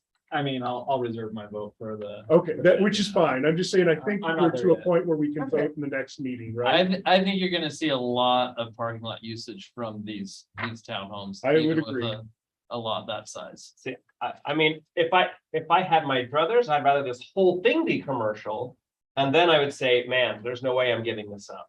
And when that's not in her. But since that is not my Yeah. option, Yeah, I think That I would have be a great to, option. that would be awesome option. Well, Eric's on the phone. I will say, Eric, turn it into commercial. well, All of it. okay, so there's one other thing I think needs to be recognized, and that is that part of this equation is that because of our changed PRD rules, by allowing the frontage on Antelope, it does allow for increased density that he would not have if he could only exit onto Banbury. But there's also the argument that access, the cross access that's agreed to with Pearson's is already going to be there, whether that's commercial or not. So that could be technically argued that he still gets the density. So I'm just throwing that out there because that is part of the equation. Again, we're not voting tonight, but what I'm That's hearing is right. we're ready to vote in the next meeting. Is he taking advantage of that density? Yeah, well, yes, because he would What's the only have- density per acre? he'd only have It's 9 and 11, now he 10. gets 11. He's getting 11. He has up to 12 because of that access. But taking It's- those other it's ones actually- off It's and bringing 10. this down only added what? Yeah, Like, I think, Yeah. he's allowed 10. yeah, I think it only added like. Oh, but he's doing He's 10. he's That's allowed 12, that's but right. he's doing 10, or he's doing, I thought he was doing 11. In the meeting at planning commission, we said 11, but looking at this, it's actually. 10. Okay, Okay. So he's doing. all right, he's because I allowed know I 12, heard he's doing 11 in 10. planning That's what- commission. He's allowed 12, but he's doing. Okay, I like meetings. Right, and I'm okay. So, all right, so this is going to be on the next meeting for a vote. Next item. Application for zone change on property located approximately 1100 south, 1675 west, residential R2 to residential R3. Okay, so what's happening is this guy wants to build an entrance into his basement, but the way we measure the stairs going into a basement, since they're concrete and they tie into the foundation, we measure that as his new house setback. So if you were to build the stairs, he wouldn't meet his rear setback in the R2 zone, which is 30 feet. But the R3 zone is only 20 feet. And if you look at the zoning map, everything behind him is already R3. And so he approached me and there was a few ways of solving this problem. But we felt that possibly the easiest way to remedy this would be to just change the zoning so you can put his stairs in there. And you What like are the that other better than options? The variance. I'd rather do the variance. Oh, say it's Mary. So the planning, Yeah, the what's the planning reason? commission had, so they voted to recommend, because they were saying. Essentially. They would give anybody that same rezone in that area, and then they could potentially, if it came to it, they could potentially look at rezoning. We could look at rezoning that area anyway, which is why they were, right, no, which is why they were saying. All those lots along there are actually R3 density lots. They're 8,000 square foot lots, so they're smaller than the R2. But back then, they used to do the density a little bit different. But the other option is he could apply to the Board of Adjustment for a variance, and they'd have to prove that he's not creating his own hardship. And it can't be a financial reason. But the Board of Adjustment would decide whether or not he would get that. He's already paid $500 to go through this process, so you have to pay another $200 to go through the variance process. Unless we waive this and backed out and told him to do that. But there's still a chance that the Board of Adjustment says no. Then he'd be back here. I think you have to look at the surrounding and what the impact is and what we would do, because if we would do it for everybody around there, it doesn't make sense. So wait, I think Noah's key point that I think highlights all this is that the previous R2 is now what is R3 anyway. So Yeah. this is already in compliance with Lot size and all lot that. Yeah. size. Yeah, look at the lots on the left. And the lots on the right, they're And we're not, Yeah, they're exactly we're not right. allowing them to do something different by zoning a house because the house is already built. Just saving them some So money. what if we were to rezone that entire block? the neighbors might be a little confused, but it wouldn't change anything. Yeah, I wouldn't start there. I don't think So- you need to do that. What I prefer to do, I prefer to do this through a variance, and let's go and modify our ordinance such that stairs don't count in your 20 feet or 30 feet. Well, we could approach that anyway. That's the- And not I know, do a I variance. don't think you make this guy go back. Okay, another- I don't want to make them go back through, so I know we have an immediate problem that needs to be solved. So let's solve the immediate problem, but let's fix this, because For the future. I think we all agree this kind of seems, the fact that he has to do any of this. That's And ridiculous. it has to pay to have. Right. us Ton of money. discuss it. $500 That's a lot of money. Yeah, Yeah, that's that's the what third we option is we can look at the ordinance and how we define. How we measure the Just the setback. If he's okay waiting, I prefer to waive his fee for his application, and let's For just fix it. this and switch over to the What's variance. the quickest way to get Yeah, them but a to? variance might be denied, right? The quickest way is We'll- to we'll be done rezone next lot. meeting. Yeah, the quickest thing is. But then we can still come back and. Keep in and- mind, variance has a much strict standard. Yeah. To revise Yeah. the code. I don't think you should have to do a variance. They could say, well, you're creating your own Right. hardship because you're building. So we're probably it's probably easier to go the other way Yeah. and then just fix the code so And that it at doesn't least come up fix it again. sooner, and I hate the regulation that pushes things out because building is at the essence. in And all I agree. its So I lives. want to fix this for him, whatever, I mean, if it's granting him a reason, I don't think it changes anything, like you guys said. It's not gonna allow him to build another home on his lot. Right. If this is the shortest path to success, and he's okay with Yeah. that. Yeah. But if he's willing to wait, I prefer to waive his fee and just fix the ordinance such that, but that's gonna The take fact that he had to pay $500. But that's gonna be stairs. 3 months minimum. Okay, so I'm gonna say that I'm hearing enough to pass this in the Right. next Yeah. meeting. Yeah, So I'm gonna move this to the Oh. next agenda for a voting. And with- we can vote then and Yes. have it be, okay. Yes. With the future agenda item of resolving this in the ordinance. Okay, but for now. Yeah. We'll address this in the future voting meeting and it can be resolved in that meeting. Okay. Item number 4, planning commission recommendation regarding text amendment, Syracuse City Code 10.3.020, regulations regarding buildings and structures. This is Jared Stokers. Yeah, and he's here and you've heard from him. We've heard from him, so let's just hear the. Can this count towards our strategy for moderate income. Yeah.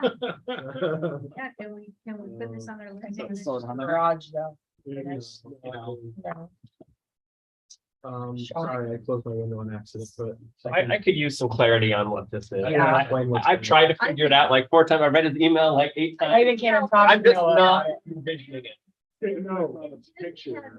Noah, let's let Noah present. Go ahead. Okay, so Mr. Stoker also came into the office and he wants to build a garage. And he lives on a cul-de-sac, which of course doesn't get very much traffic.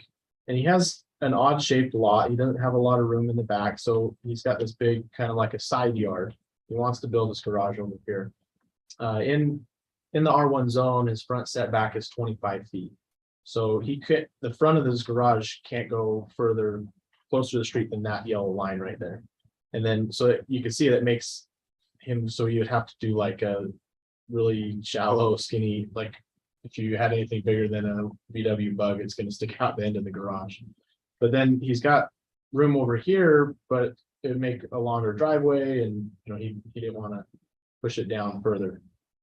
And so more or less this red area is kind of like what his buildable area on his lot is.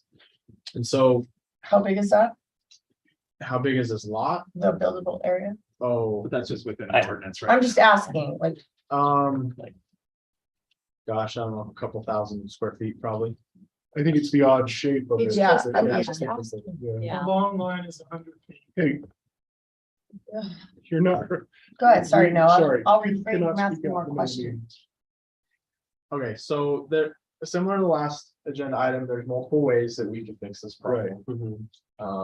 He's applied for a text amendment to create some sort of situation that closer, more shallow setback would be appropriate. So, for example, it could say, so here's the ordinance right here. In the ordinance, it says that you can't put accessory structures in the front yard setback. It could say you can't put accessory structures in front yard setbacks unless you are on a cul-de-sac in Simpson Springs, your last name, Yeah, Stoker, right. or whatever it could be written in that. Sounds overly specific. The things that we have to watch out for as a city is ends of cul-de-sac are where snow gets pushed in the winter time. And there is a sidewalk, but there's probably not a lot of people walking on the sidewalk. But if we allow too shallow of a setback, if there's a driveway and then the garage, the cars are gonna cross the sidewalk and could potentially expose the city if there's, I don't know, a handicapped person and then they, are parking, or our sidewalks always blocked or something. So what What- what the planning commission voted is, I think is pertinent. So the planning commission decided that this particular situation, they felt best was handled by the Board of Adjustments. Because unless we're willing to make a text change and apply it to all cul-de-sacs, do we have a need for that where we've got one applicant that is, or one person that's wanting to change it? So they're saying, hey, this really should be reviewed by the Board of Adjustments and taken that way. Can you give me a little information about the Board of Adjustment, or Well, it'd be a variance now. is that what that is? Just a Yeah. variance Yeah, for so it? he applied for a Board of variance. Adjustments reviews variance Okay, requests. then thank God. So can we hear from the applicant? Because I'd like to know what we're looking at for square footage here and what he's requesting, because we can just see how much room he has to work with, but I'd like to hear what. Well, he the already actual- brought that forward, and I'd like that's to in the hear it too. notes. I'd like to hear it too. I would, And they're me here, and that's part Might of as well. what this should be, right? A hearing from the applicant. Well, I think we have the information. So I Well, three of us say we I have don't to. have the I think we information, can- and we I'd can like to decide. hear from them. I agree. So let's, So Noah, do we have the information? What's he applying for? Well, he applied for text amendment. Yes. And we did talk about Board of Adjustment, and that was an option to him. But he said he wanted to pursue the text amendment, so here we are. If you guys don't want to do the text amendment, you would essentially deny his application. Or if you want to instruct me to refund his his fee or something like that. we could So- do that. But again, there's no guarantee that the Board of Adjustment, since they are acting in a judicial capacity, they're gonna review that on its own merits. So we don't, once you send it that way, you don't know exactly what the outcome is gonna be. So I have a couple of questions. So. What? Okay. What do we allow for in a side yard? What is the side, how close can a side yard be to a road? So I live at the end of a cul-de-sac. And I have a sidewalk and a little thing, and so, but it's technically my backyard. And so So on if my you were corner on a lot, where can I corner- put a shed? So if you're on a corner, the setback's 20 feet. So on a corner, the setback is 20 feet from But the this is on road. a cul-de-sac. I know. I'm just But trying to for- understand But context. for many. But that's how he it was- almost read the same way, right? Here, we're adding an additional 5 feet. Where literally the only difference is where it's located on that. Yeah. And I know there's obvious reasons you just described, but The front setback's also determined by the zone, so if you go up to the R3 zone. The front setback's more shallow, so the R1 has the deepest setback of 25. R2, I think is 20, and then R3, I think is 20 as well. What's the setback for a side yard? So a side yard, any old side yard, Any old side yard? for an accessory structure is 3 feet. Oh, it's only So what if he And that's what- classifies this as a side yard? That was my question. That is a side yard. The but whole the thing. front is the front. the front side is issue. side. But the front That's, is the. I thought that it looked like little- a side yard So too. I'd like to know, how close does he want his structure to be to the front? 20 feet. There we go. Okay. I That's what think, we I wanted mean, to he just hear. wants 5 feet.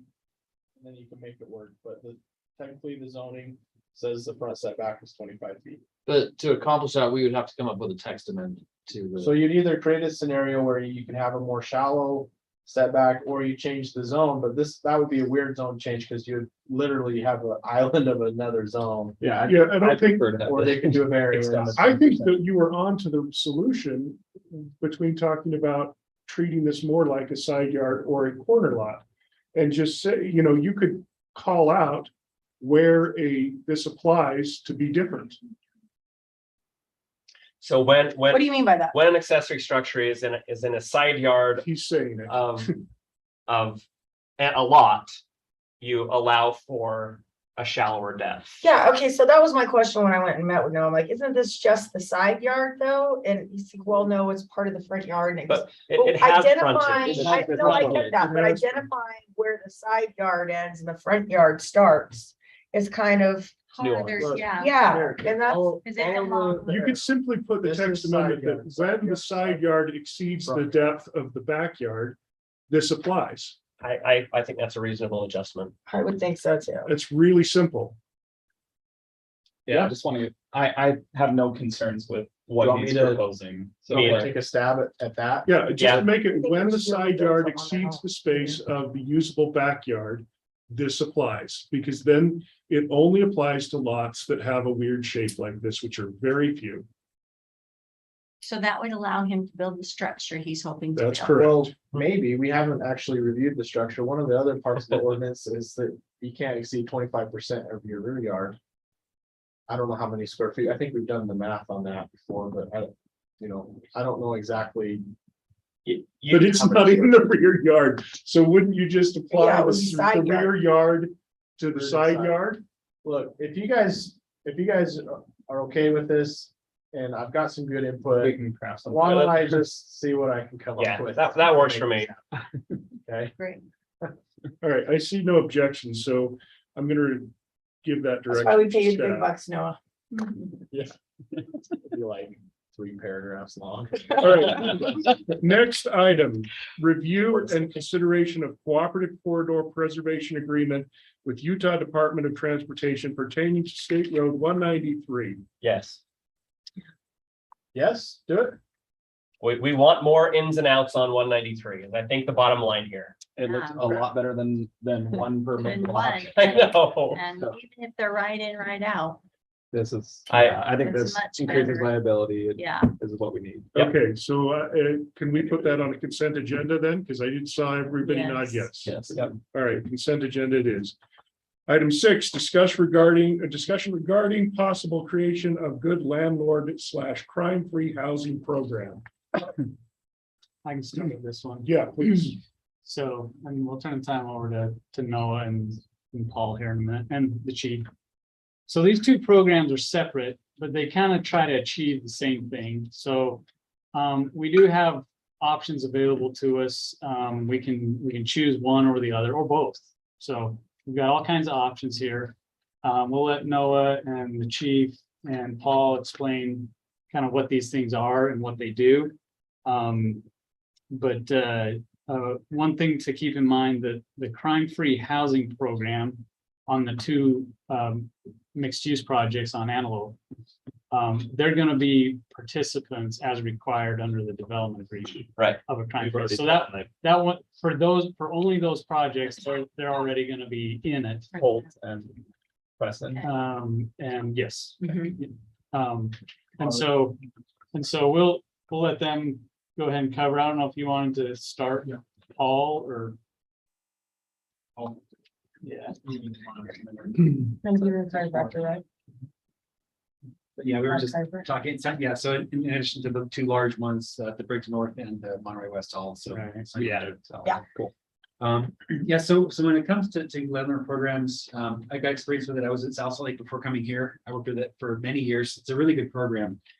That jurisdiction is a lot different. They have about 3/4 rentals versus 5% here. So it was pretty necessary there. Hopefully you've read the memo. We tried to lay out kind of all the things we need to do if we wanted to adopt this. The biggest thing would be to require a business license for rentals. Currently in the city, if someone wants to rent out their house, they can just do it, and we know nothing about it. It just happens. They don't have to pay a fee. There's no government tracking of it. In order to do that, you would need to have a license fee for all rentals in the city. That would require administrative support. We don't have the support to do that. So you need to, leave of Noah's department likely to make that happen. Especially on the front end where you're identifying rentals. So each one of my big house or- questions about that is that can you be grandfathered and not need a license? That's not a zoning issue. Okay. No, it's, yeah, there's no grandfather. That's what I thought, but I wanted to make sure that was. What was your question? So if it's like one of these companies that has a bunch of houses, is it just for all the houses, just one license? One license per land. For all of them, they can each. Well, the other option is to. We can't, yeah, we're not allowed, the state code says we can't. Yeah, the next step, if you're doing a good landlord program, the whole point of a good landlord is to provide a carrot to landlords to participate in the program. Obviously, you could have the program and have it be voluntary if people want to participate. But in the case of the state law, the idea was you're going to have the base rental fee, administrative fee, and then you need to do a study.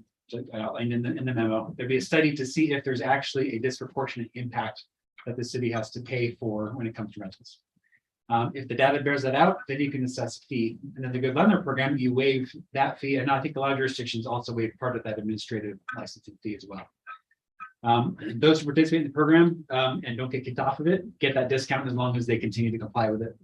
There's annual training that they need to provide a certificate to the people for. And then if we find that there's a crime that occurs on their property and they don't evict someone, then they can kick them off the program, charge the hierarchy. This good landlord programs only work if you have a police department that is invested in it, and it takes time because you have to pretty much watch the rental properties and watch for crimes that occurred there, and then notify the landlord. So you have to have eyes on the reports saying, okay, this was a rental property. We're going to notify the landlord of this. So I have a fair amount of experience with the good landlord program. So I own and operate a property management company. So in the cities that offer this, my clients take advantage of it. So they say, here is your rental dwelling license fee. If you participate in a good landlord program, here's your very reduced fee. And so as a professional property manager, I can submit my good landlord certificate on my client's behalf to gain that. Some of the things that you were mentioning concern me a little bit, like, hey, if a crime is committed on a property and you don't evict the person, then we kick you out of the program, which isn't necessarily in the landlord's control, because if I have somebody that breaks the law in my program and I give them a 3-day notice to comply or vacate, and they comply with that, and then I go to my attorney and say, hey, we've got to evict them for this crime they committed.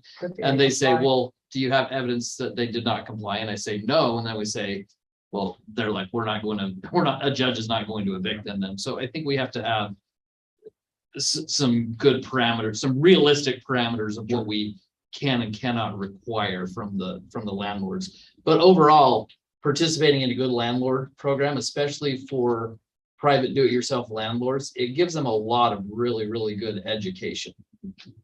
Yeah, and I'm speaking generalities. Yeah, Yeah. we would need to dig down into what we can and can't do. So could there be elements of this that, as Paul suggests, that by complying with some kind of corrective action, they wouldn't need to be evicted? I mean, because let's say that a brother is convicted of drug trafficking, but the brother is kicked out by the family because he obviously committed a crime. Well, now we're not, punishing the people family. who stayed, and we're not part of this. Yeah.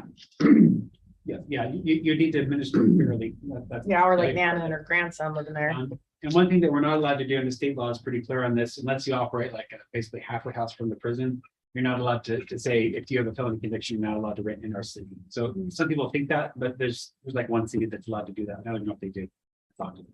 I don't think they do that. I don't think they do anymore. So I think they did at the time. So pretty much you can't do that. And no cities are doing that. So if you hear from citizens, cities are saying you can't rent if you're a felon, it's not allowed. If it's happening, then I'm glad you said that, because there was actually one of the social work classes that I took. One of the instructors actually said that the Good Neighbor program specifically denies felons. And that's what I've thought a lot. There's a lot of misconception in that. So it's good that you said that. And they used to have that. yeah, there were cities who did that. Lots of them. Yeah, And that's been rolled back. I didn't know that ever Clearfield changed. still has it in there. The most recent one I signed, and I just say, we can't do that, but Well, I'm not there. I'm glad you're here. So in any case, yeah, so my experience has been very good with the loan program. It would take a lot of upfront work to get the licensing thing established and then get the program up and running. You need to identify the landlords, invite them to join the program, conduct the study. And I don't know if we have the data right now. We don't have that many rental units. I don't know if the data would even support the fee. We would know until we did a study. Yeah, I don't know. If Okay, so I have two questions on this to clarify. One is, you're suggesting that we would have to add personnel to both economic Yeah. development and And police to police. manage Mhm. this. Well, I don't know on the police side. I know on It's TV. possible. We don't have a lot of. It would not. They don't have the staff, the ability to do this. And there's a study to determine the fee, which is about $20,000. And is there a grant available for that, or is that all So- city? So what if we,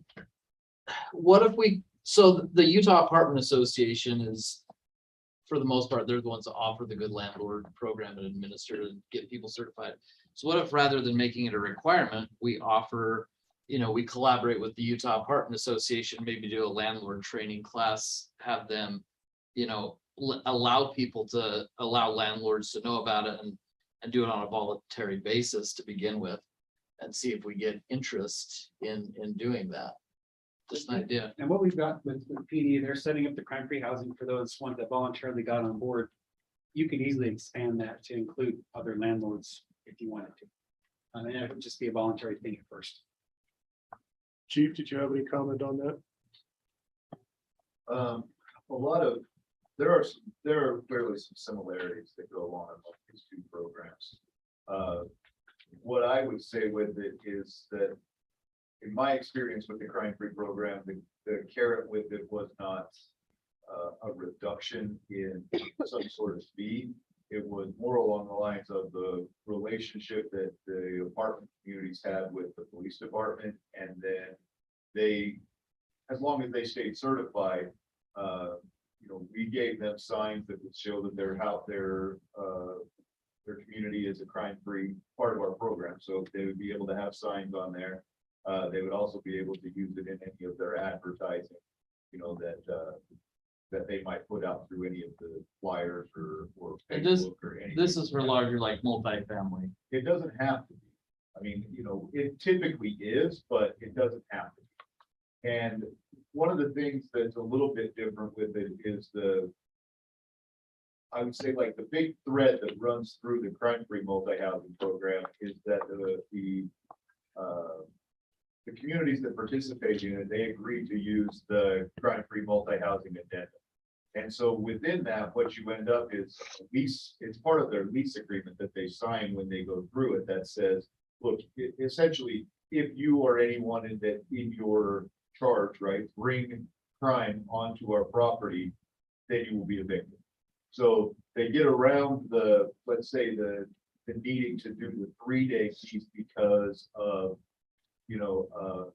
a general lease violation versus it's now one that's very specific to, you signed this, you acknowledge that if you did this, it was going to happen. It's not quite as. I think you're still gonna get pushback from judges on that when you end up in front of them. Simply because I have language in all of my lease agreements that state illegal activity is prohibited. Most landlords and apartment communities are gonna have that. But state law is gonna require you to give them a notice to comply first, unless it's something really egregious in your. But that's been my experience. So one of the things about this one, I mean, you look at it and think if you have somebody who has a domestic violence situation and somebody, you have an abuse that happens, no, you don't kick the victim out because somebody assaulted them on their property.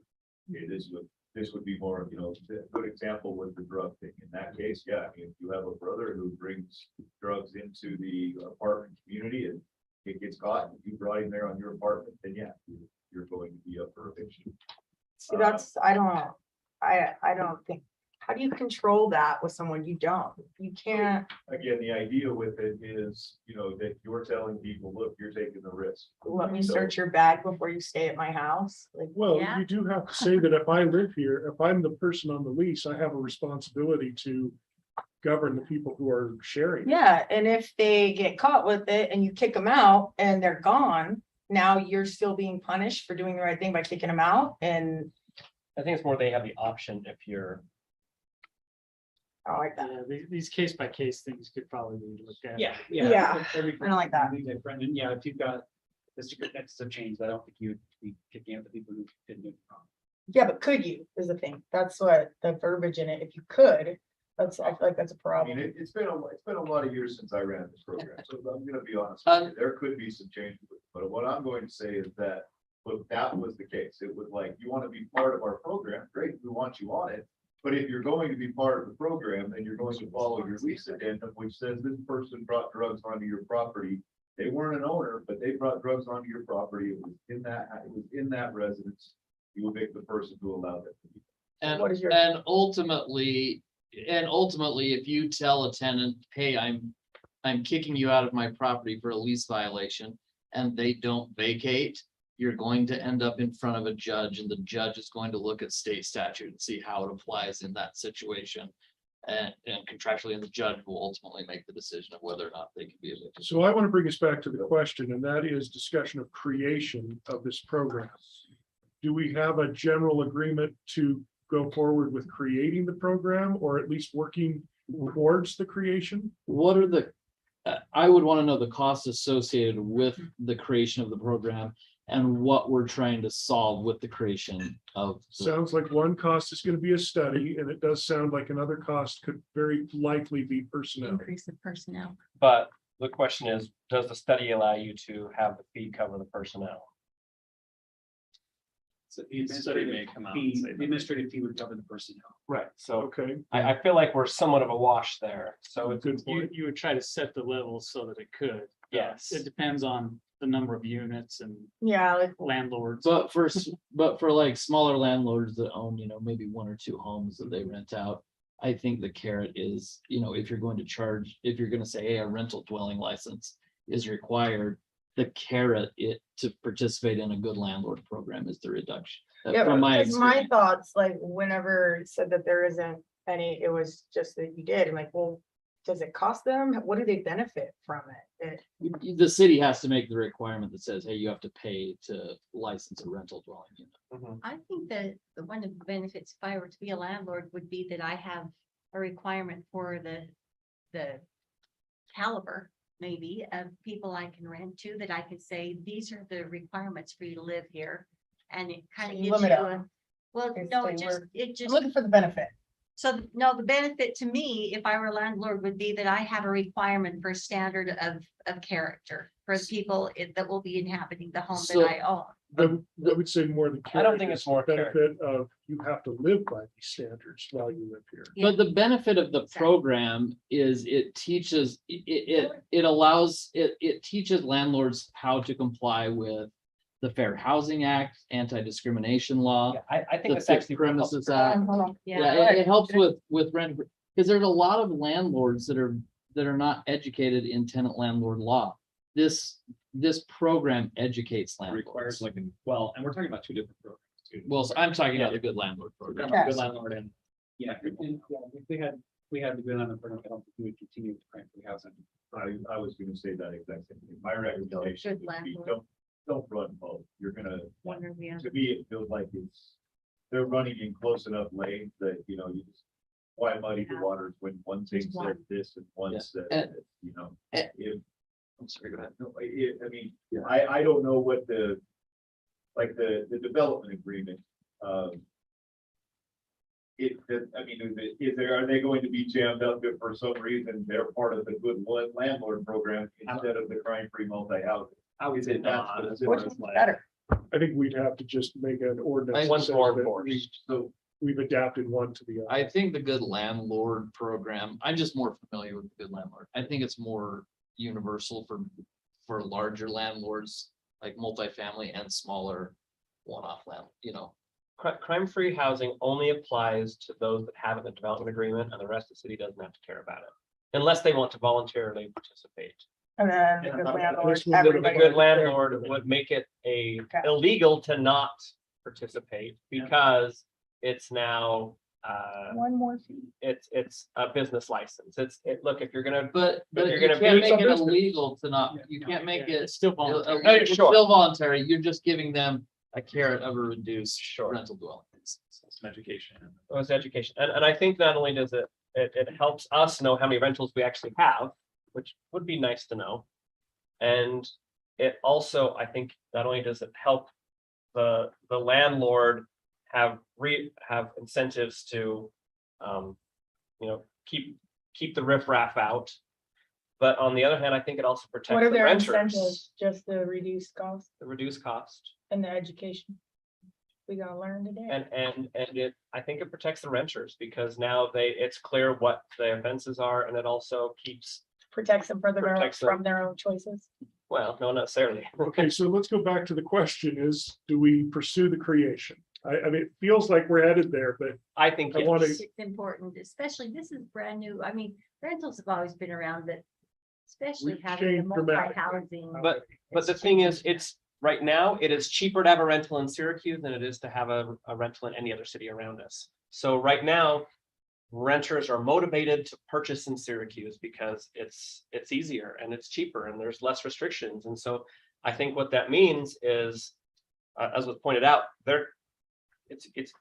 you can come to Syracuse and do it for cheaper. And I think a lot of the people I talk to would prefer to have more homeowners as opposed to home renters. okay, And I think we should be proactive in knowing that this is coming to us, rather than reactive, okay. I think Garrett, were you gonna? Okay. Yeah. So I was just gonna back up what Councilor McGinnis said right there. This is the whole reason we brought up the crime-free thing when it happened. Like, look, let's just get ahead of it. I really don't have a tie to either one of these programs that says what we need to do. I will need to get educated on what the police department's role is in the good landlord program. But, I think that was the big thing. It's just like, let's not be behind the eight ball. Let's Yeah. not wait until these things are here in our laps and all of a sudden a big problem. And now we say, what do we do to fix it? Let's figure out how do we get on the front end of it and make it so that it's that way right from the start. So the only other thing I was thinking was just, and this is not pushing one way or the other, was just that in the packet, and we discussed it prior, was, I think it's SEPTED or whatever it is in regards to like specific building standards and like surveillance and all those things. Does that also come with the, I mean, is that something that's educated through the good landlord process? That feels more upstream than downstream. I could say that I don't know this particular piece of that program, but if we're saying, hey, we're going to help facilitate some kind of training, could we do a piece of it as part of that training? Yes. So that would like It is that a still component integrated. of the crime-free multi. I don't want to miss the boat there. Yeah, the whole point of the good landlord was it was design ideas to say, look, don't create alleys, don't do lighting. I know, what I'm saying is I don't want to lose that if we go to the good landlord. Yeah, and I agree with. The good landlord won't. It's more down. That won't do Yeah, any of that. that won't address stuff like that. So that would just be something as a city council, we address that without it having to connect to a crime free, right? Well, what you do is you just say your good land, your building designs would need to follow Yeah. the parameters based on. So that's a good point though, because like in February, I think you reached out and were saying, hey, at what point are we gonna start asking folks, are we gonna retroactively say, hey, change all the screws in your deadbolts and I remember that. your Yeah. hinges and stuff like that? So did we miss the boat on that? Did we? Cause I think We you've got got to 90% set a parameter like apartment complexes above X number of units need to comply with this particular standard in addition to being offered the good. Well, it might just be in the attachment to family housing. Yeah. Yes, do attachment should comply with, But did we Should miss be the building boat? Like we've got code. buildings that are built. yeah. It's not going to make people happy if we come in as an example. I mean, again, the good landlord thing may be different, but if we come in on the crime-free one and say, hey, beautiful new building, but by the way, that push has to go. Yeah. And every one of these screws that you put in your thresholds need to be replaced with 3-inch grabbers, and we'll come back and inspect them later. That's, Nor do we want until to, like- until you're in compliance. Yeah, that would be grandfathered. Compliance, you don't get this, that, they probably will not like that. And you don't want that type of discretion on a single family. No, we don't Rental, want yeah. like going in. No, so this would be on, I think you were right on the multifamily.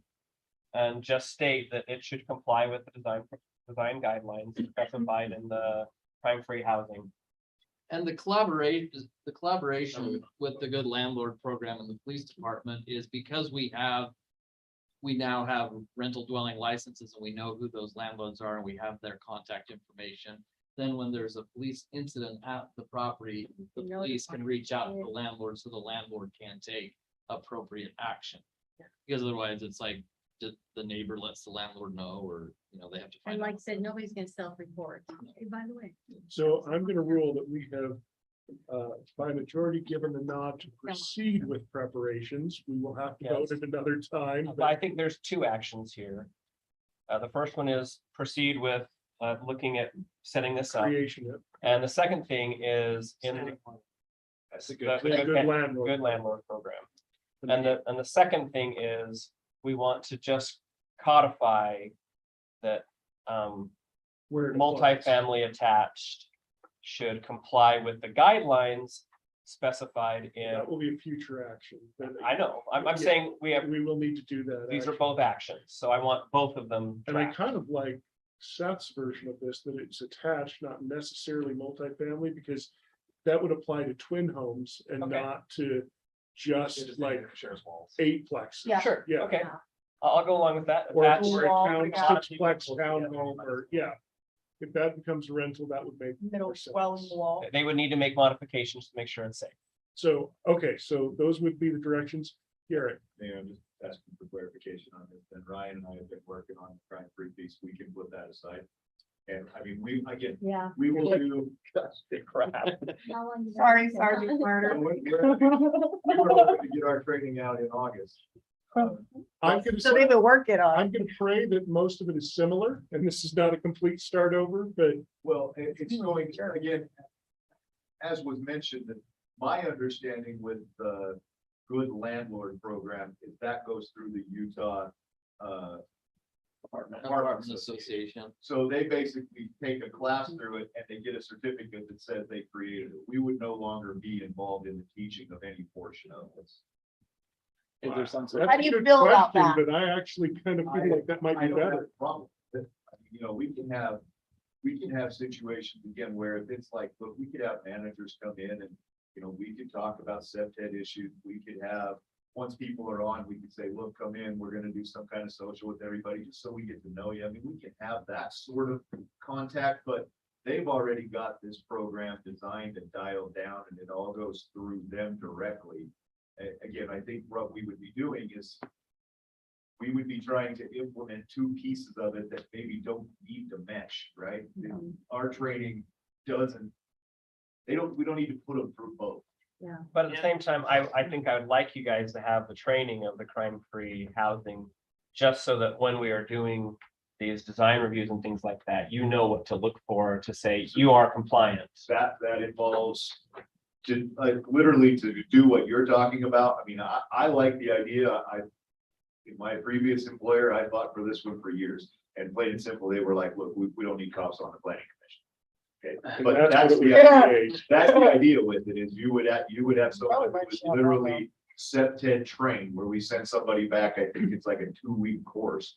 And they become part of your planning commission to look. Like at the this fire and say, marshal no, is always. you need to spin this, Yeah. you should One of spin the this the other direction, staff reviews. because you're creating natural surveillance. I like think the that's fact a of good having idea one to person have trained and all that makes sense. Yeah, that's what I'm saying. I would like to have that. Maybe a retired cop would work, That's- because they actually understand what crime. It's just happens. someone that would review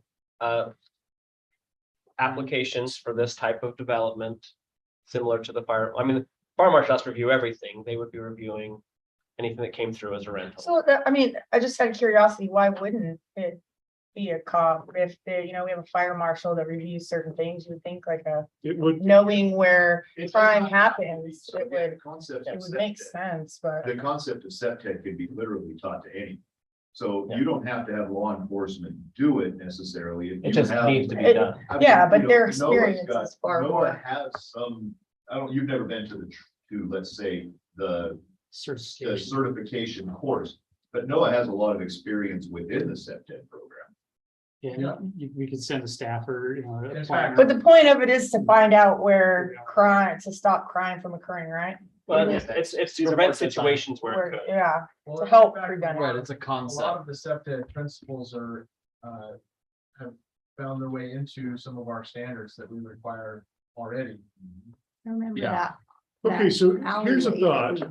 Sounds like it's just to make I'm- up for Okay, here's where I am right now. I Okay. think that we have agreement to pursue the good landlord program. I'm gonna ask staff to go back and review what the impact of separate SEPTED training and whether we need that. And then I think we need more information than we have tonight on that part of it. So I'm gonna put that on the next work session for future Okay. discussion. Is Yeah. that okay? That sounds good. Because I don't think we're gonna come to a conclusion without more information. No. And I can get you in touch with Paul Smith. He's the executive director of the Utah Apartment Association. He would probably be able to speak to both Okay. programs and what they would. I think that's good as well. So let's move on. 5-minute recess. He's Okay, got a potty. I do. I will declare us in recess for 5 minutes. Okay. It wasn't me this time. It wasn't you this time. Chop chop. I brought the 40 out today. Yes.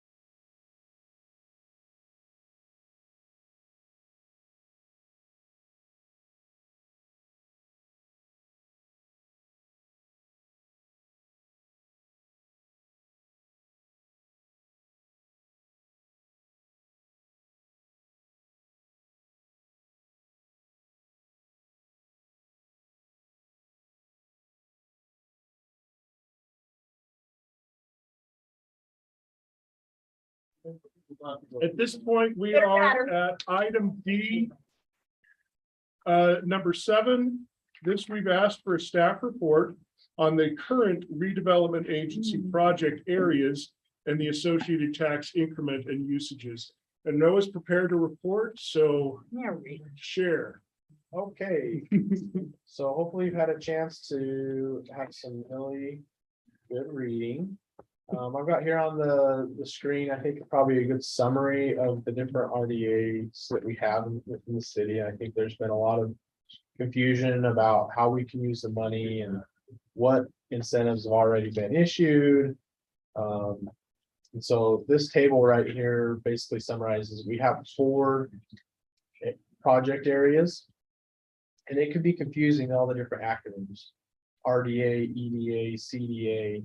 So RDA stands for Redevelopment Agency, which is the body that governs a project area. What we're talking about here is property taxes. So it's a tool to divert property taxes so that the city can essentially spur more economic development. So if you look at the town center RDA, it'll go till 2031. And this right here, the percentage, this is the diversion rate. So if you look at each one, they're a little bit different, but this one decreases over time. So from 2013 to 2016, we get 80%. But then 2017 to 2021, it goes down to 75. 2022, 26, it drops all the way down to 70. And then from 27 to 31, it goes all the way down to 60. So you can see the 750 West RDA is the same way. The 193 EDA is just a flat 2080. And then the Syracuse Antelope is our newest one, is a 40 to 60. Except for Brigham couldn't talk all of the entities into as high as rate as he could us, which was a 90%. We would basically forego 90% of our property taxes into our general fund, but then it gets diverted into our RDA budget. And the question is, what can you do with that money? You can see here in the town center, they've had a lot of RDA incentives. When I first started working here, the city helped Wendy's get a bigger sign. We've done some drainage repair. We helped with the clock tower sign. We repaired the clock. We're currently working on this parking lot improvement in town center, engineering and stuff that's been in the budget the last couple of years, trying to get that done. Rob, that was the original developer of the town center. And so the city's been slowly paying him back for all of the infrastructure improvements that they made. Remember the Fun Center swimming pool? And then they revised it to help pay for their revamp of all of that, the foam pit stuff. If you look through the 750 West, we helped Thane with the cross access easement and underground utilities. That's going to spur some more economic development. They're going to have a flex office building soon, and they built some storage units. They're underway. The EDA, the initial developer, Ninigrit, we've been paying them back, and each one of these items has its own incentive document, so that you guys have approved over, you probably remember the EOS and the Arlo one that we approved. In the EDA, there was a tenant improvement program that we would help whatever tenant in there, whoever moved in there, we would give them a reduction in their lease rate.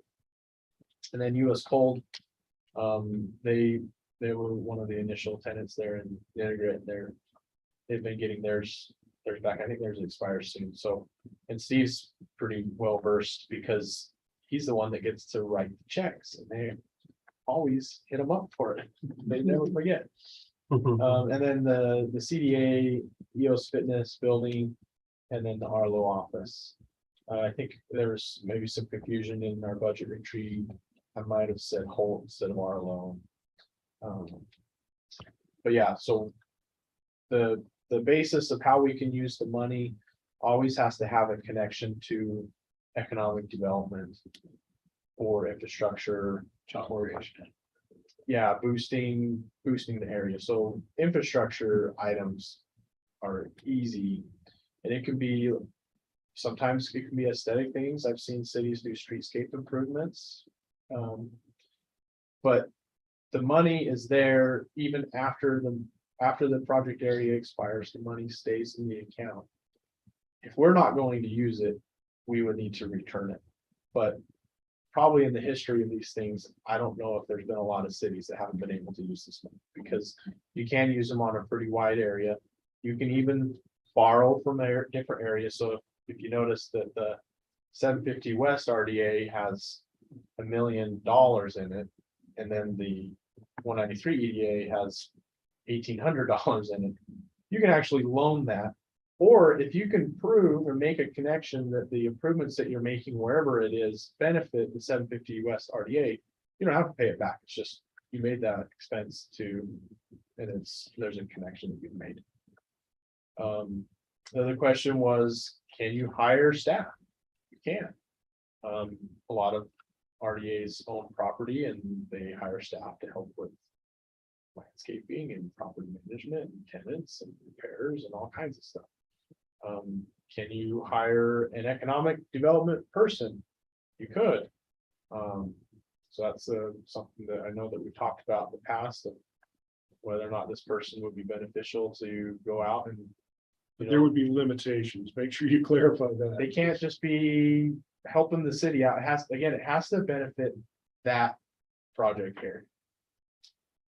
So the idea of having a guy go out and approach the Costco's and the Chick-fil-A's of the world, but not knowing where they might land, and the fact that all of these individual properties already represented by a broker who is driven by getting things per commission, you may be duplicating efforts. And I think about half of our population's already hit up those businesses, asking them, begging them to come. Very So, publicly. yeah, So Noah, on the 25-year versus a capped value, or a year and capped value, is that determined by the study or the taxing entities? State. so the duration Yeah, of whether or not you get 25 years or 15 years, that's all a negotiation. Between the taxing entities, and also we do the study at the initial. And at the get-go. time of creation. So when we create it, so we've been talking about doing the study with Zions. And then we'll look at the base value of a project area. Then they'll look at the projected value of an area, and then what kinds of potential projects are needed. Like we need a road and the intersection and the sewer line. How much is that worth? What percentage? So it helped us build a anticipated budget for the project area, and then it might need to be determined like, oh, well, in order to pay all that stuff off, you're gonna need 50 years, or you only need 15 years. But it's always a sell to the taxing entities, specifically the school district is the biggest one. they're deferring a lot. Because you're basically saying, I mean, if their main source of income and doing things is through property taxes, and you're saying, hey, can we take that from you for 25 years? Yeah. And then we'll do, it's like kind of like water, we'll divert it back to you with the promise that it'll be bigger when we get done with it. And so the duration in that percentage, if you look at the ones that are more recent, the 25-year ones with the 80-20 split are like history. Like, you're not getting that anymore. So let me just point out, because you bring up a very good point, Seth, and that is that these are variable. When we did the CDA, I was here and worked with Brigham on that. When we did that one, he was pushing very hard to get all agencies to do the 90-10, but on only 10 years. And it would have been economically better for them to do it on a shorter period of time. But all the agencies that he went out and visited basically said, hey, you know what? The current rate is 20 years, 60-40. So that's all we're going to approve. So I guess the point would be that, yeah, you can ask for something different, but those terms are set up at the beginning, and it really is in conjunction with what those taxing entities will agree to. So we agreed to 90-10 as a city, but we were the only ones that went for that shorter plan. And there's kind of like the mayor said, there's like a going trend of Yeah. what they're seeing and the other cities are hitting them up for certain things. And so if you come out of the blue with something that's not traditional, they're just gonna be like, what is this? Why are you trying to trick us? And then the trend's totally turned away and it's think even that become no longer legal to incentivize big box, it looks like, right? So we've just. Yeah, so you notice there's different acronyms, redevelopment, redevelopment investment area. You can, it's on the state legislature Yeah, since they're website. pushing kind of away from the big box. Yeah, I mean, The current board there's just said- battles over Yeah. Costco's between cities and they just determined that's probably not the best use of our Yeah. tax money to be thrown at these big corporations, especially. That's good. So, but if you look at every year. Yeah, so we can do lower, but we can't do We the can big do stuff anymore. I remember at one point we said 15,000 square feet was a Dollar Tree. or Yeah. something like Yeah. that. So it's Yeah. very- Yeah, like a Walmart, like 200,000 square foot. But yeah, so instead, One thing I'll point out too is that every year we get this nifty report. We barely just got the 2022 annual report and it's pretty easy to follow along in it. And it gives you a good summary of every report, what the maps are, where they're at and stuff. And Steve gets reports from the county of what the revenue's doing and where we're at in our budget and stuff. So that's part of our budgeting process that we just approved recently, but as you can see, we do have some money to work with. We have a little bit of time to use it. But there is, a hefty amount in the 750 West. That's gonna get further decreased, Joe. I'm just trying to find this again. I'm good. With the rest of that incentive with Thane, that was like a $500,000 deal. I'm just hoping like, I mean, this is great information. I appreciate it. I think, I was gonna ask you for it, but it really helps me understand it and what we're trying to accomplish. I'm just hoping we make efforts to be proactive in using these funds towards things that we want to see rather than, we've been hit up with a few, even in my few years on the council with projects where it's like, hey, just do this for us. And we're like, oh, Yeah. well, we've got nothing better to do, might as well. Yeah. It feels like that. I know that's not exactly how it's worked, but it feels that way at times. I'd rather. Need to be more intentional with our dollars. Yeah. Well, especially that town square when we've talked about so many issues with it, how the design and the look of it and we had actually discussed on the architectural review board doing an incremental improvement or like just changing roof lines or adding elements to each building to kind of make it more cohesive. That might be something we could use this money for. I mean, you've spoken about it, like the usable lifetime of some of those buildings are getting towards, I mean, they're, Diminished. Yeah, Unfortunately, they only design those retail buildings to be like 20, 30 years, but it could last longer. And if we're constantly reinvesting in it, it'd have to be an agreement between the city RDA and the property owner. They have to agree to, or desire to even want to update their building. You could help them all kinds of stuff. If some of these buildings were built in 2007 and they've never had tenants and we're just barely reaching are you serious? build out, yeah.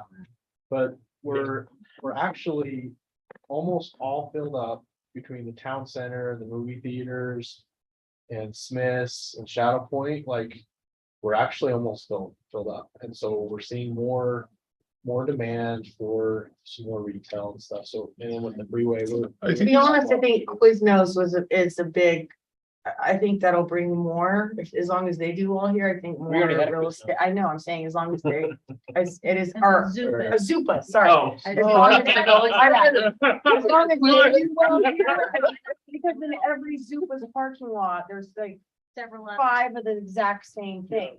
And all the other parking lots, so I They all think just once follow they, each other. exactly, so I think that might be a big. I bring think it's more, good to but know you guys are though, doing good. Come we to have you. to pay attention to the open spaces that remain, because while sometimes we think primarily about what's there existing, if there's spaces to be filled in, that might be where a need arises. Where you'd be intentional with money. Yeah, we Yeah. could be very intentional to finish it Yeah. off. And that's where we're gonna, I mean, as EOS moves, we're gonna. Yeah, have a big we're gonna have a EOS big space Space to fill, to yeah. kind of think about, Right, because that situation on that Moving right building along is too. not great, right? I mean, right, It's just, it's not. Not But ideal. like, for example, people don't realize a lot at that one that's in front of the movie theater. On the wings there, those are lots that are viable for restaurants and they're for sale and we get a lot of calls. Unfortunately, We get the a lot price of is calls. really high.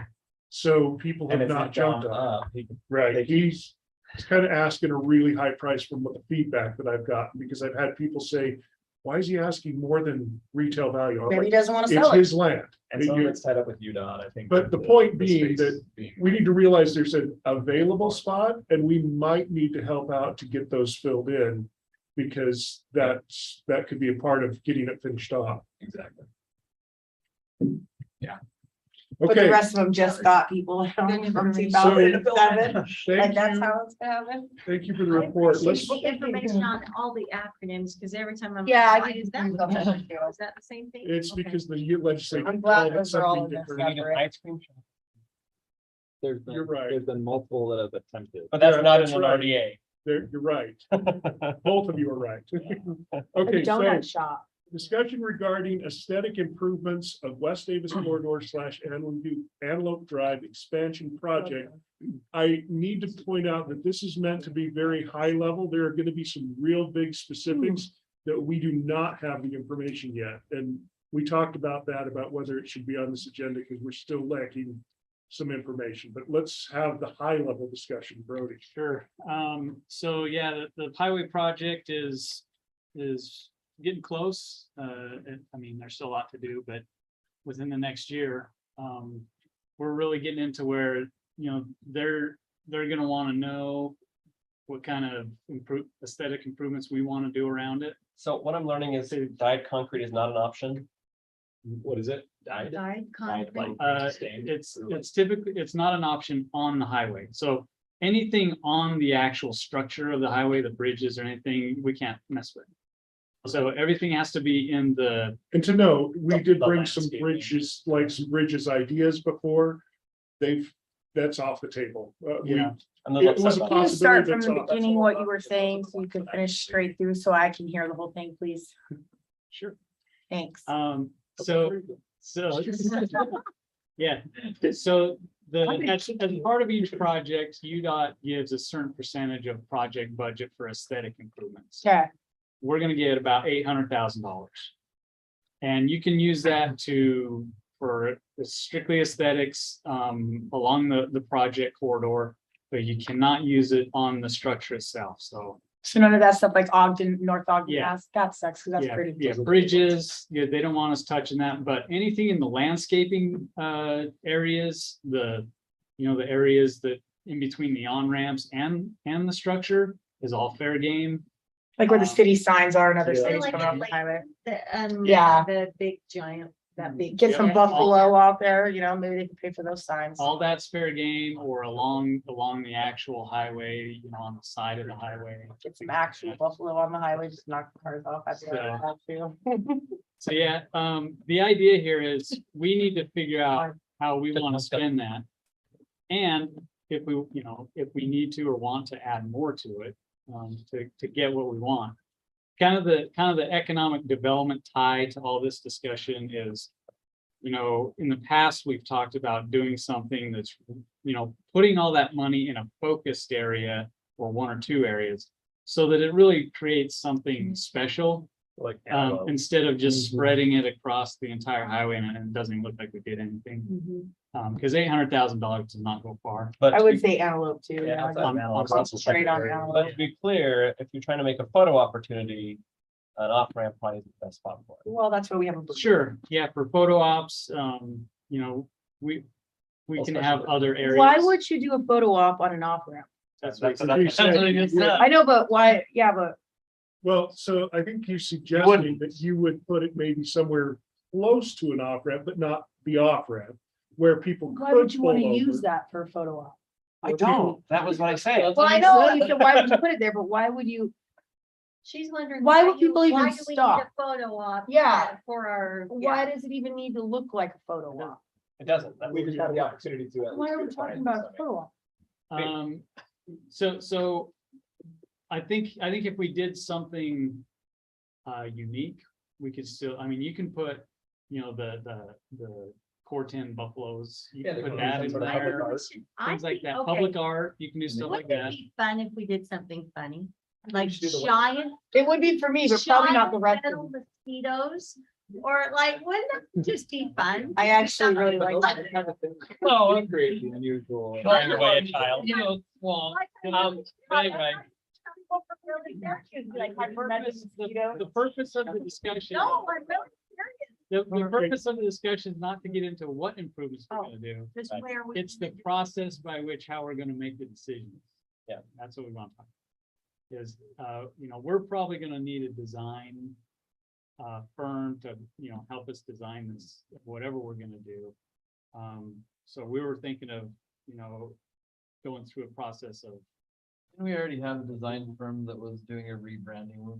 Yes, Something like Wouldn't that. we and use that's the- gonna be done can soon. make We're that waiting part on pretty one soon. element of that before we bring it for approval. But would we use the same design firm to type Yeah, this in? no, Or- because they specialize in wayfinding signs, The actual stuff. which can be a Oh. part of this. And judging by how much costs are going up, I'm glad that it could be a part of this because Yeah. costs are going. This through would be the more, probably more like a landscape Landscape. architect, but you could use those signs. that As are part of Landscape. Okay. In the whole plan. Yes, But this is not where you put your It's big one. $800,000, right? That's not, that's like one that would be mosquito our discussion. sign. That's like one metal mosquito.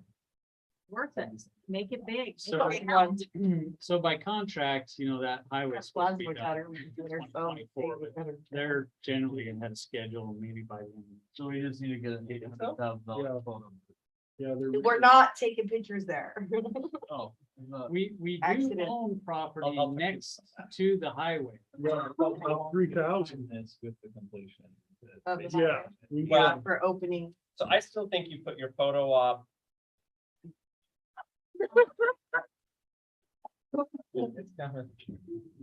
No throwing, no, that's fine. It is too, actually, if you think about it. Yeah, so we own property next to the highway, and I think UDOT might allow us to use some of that money on our property. As long as it's, Yeah, For the to help highway. kind of beautify the whole. Well, I Area wanna- I beautification. want to be on the committee to decide what. I don't. Because I With want a the- giant mosquito. How do we get at that? Yeah, there's no committee. Now there is. Come just to see the giant mosquito. I might, honestly. All right, so I think the general idea was I we know. wanted to bring this forward, that this is gonna be an ongoing discussion. It's gonna be something to start Yeah. thinking about. We're not here to make a decision tonight. But we are gonna have to decide if we're gonna look at a company that would help. One of the things that came forward as an idea was there's a possibility that I could coordinate with Mayor Vincent and Mayor Petro, and maybe we could use the same design firm, and that might save costs because they're going to be doing similar things. It also might add costs because we're not necessarily the same group. So See, I don't think Vincent would get, they don't get an offer. they did. I disagreed as well, but they did. So the one that's north on 193, they're calling theirs. Mostly that in West Point. Oh, okay, I mean, they did just give us some property right on the edge. No, they Not yet, they haven't. anyway, but Oh, no, the that, point is that technically that one's theirs to design, and Save so us some money, it's fine.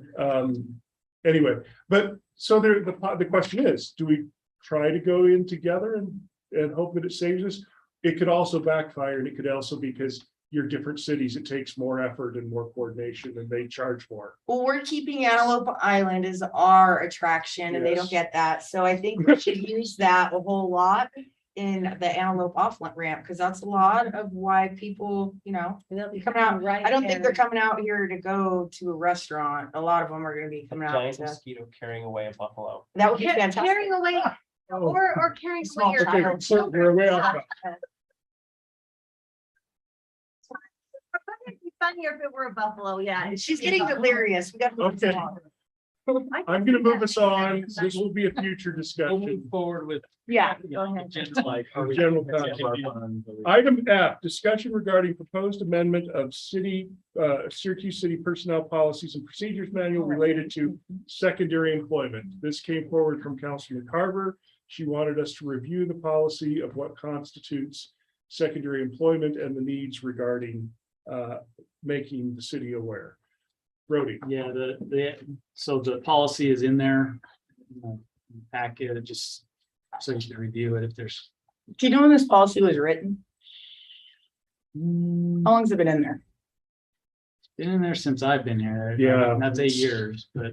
So I know this is a policy that it was relevant when it was probably put in because people weren't facing as much financial struggle as when this was probably put in. And it's one of those times where if you had a city job, you had good benefits, good pay, good retirement, good all that stuff. Well, now our wages for about a third of our employees are all under $25. And if you guys remember the information that I brought at the budget meeting, you got to make it about $26 an hour just to be able to survive. And so this kind of reflects that.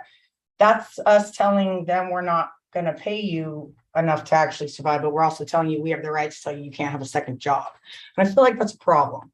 And I know we may not have ever said they couldn't, but right now we retain the right to say that they can't have a second job. And we don't own them on their time off.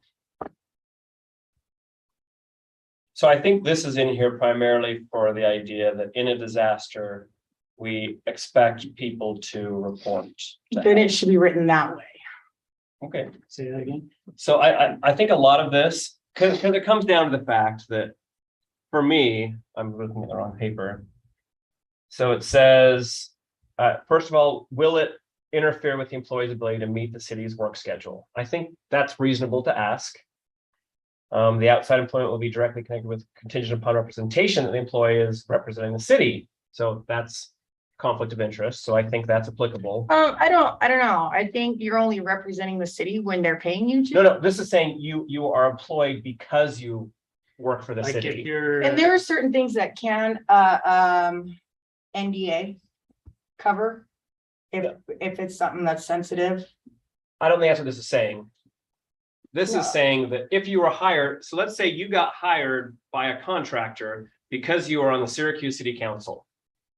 Or this is saying because you got hired because you're a Syracuse City inspector and we want you to work for us on something that's related to the inspection. So then we should have something that's specific to that. But this right That here would in the be very conflict of start, interest. and for conflict of interest, okay, but from the very start, it's in order to reduce mental and physical fatigue. Well, people are facing financial struggles. Unless we're real willing to alleviate their mental fatigue in that area, we can't do that. So how would you want it changed? I think it should be specific to a conflict of interest, and it's only in a conflict of interest and not that and that's the time that they have the right to say, no, you can't, that's not a job that you can do. Otherwise, I don't think there should be any ability to tell someone you can't have a second job. Unless for that situation, it is a conflict of interest, and that I would. What if that second job is you're going to another 8 to 10 hour shifts, and then you come back and you're operating You've got to make you're operating heavy equipment for the city. and you've got to make ends meet. I mean, what do you want them to do?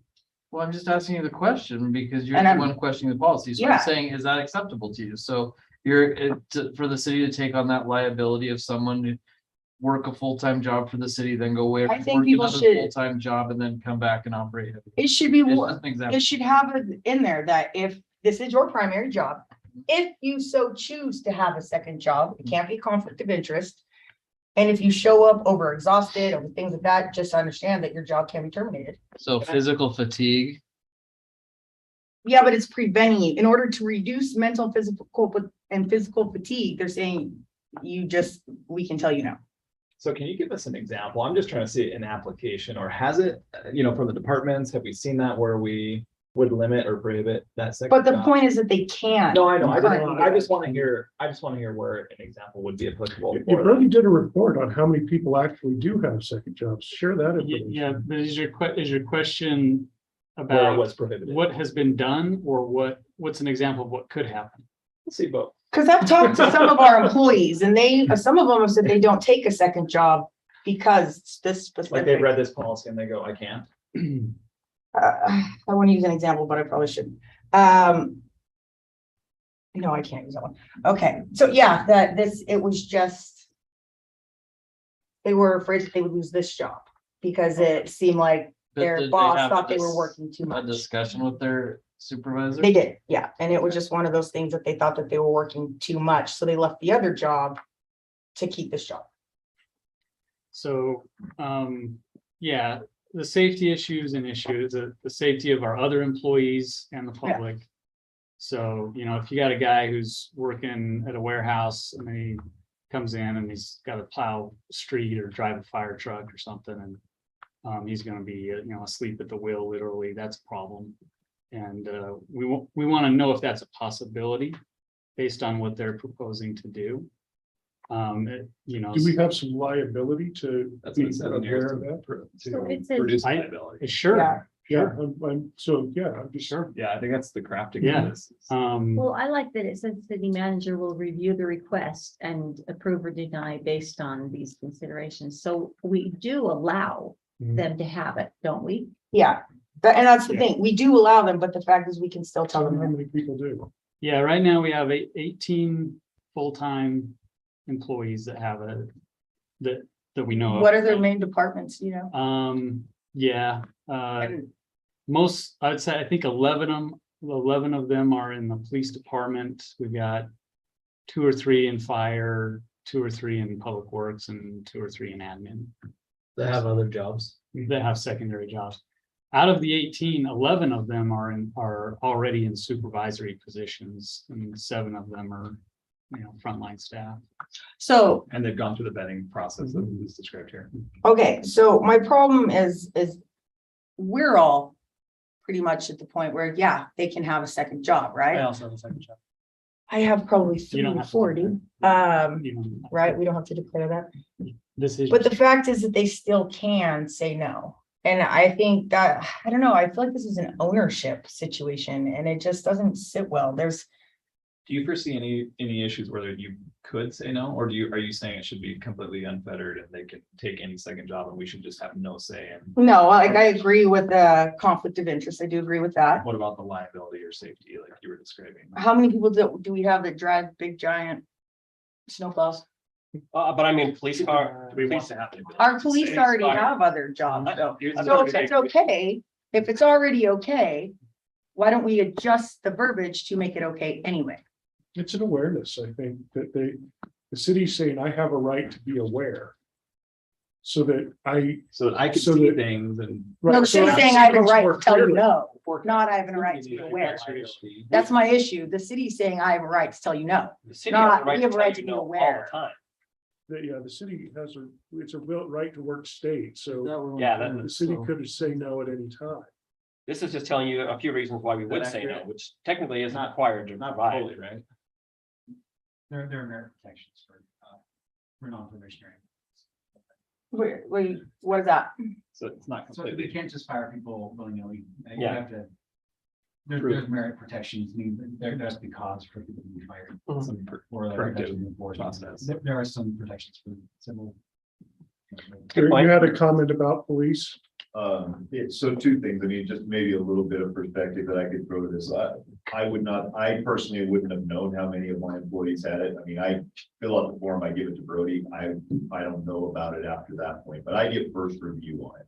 Okay, so I'm looking at it before it gets to him. I can tell you that there's probably a handful, I would say maybe 4 or 5 of the people that he mentioned, who their part-time job is they work at Post teaching a class every other month when Post is in session. So it's not like it's something that's eating up a great big chunk of time for that particular. One of them works security at the Black Island Black Island Farms. Farms. Yeah, so they do that during. That was Halloween. Stan though, wasn't it? They do that, well, it's just an He used example. to, but he's He not. used We've to. got more, but they do that during Halloween. That's the only time it applies, right?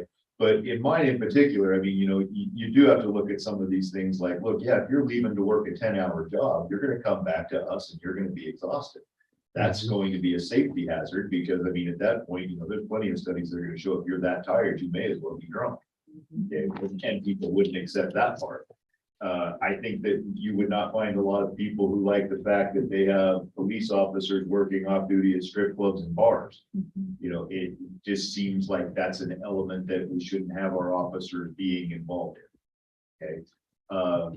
If you have officers who are working part-time at like a cannabis facility, there's just an appearance to that does not look good among the profession. Part-time security?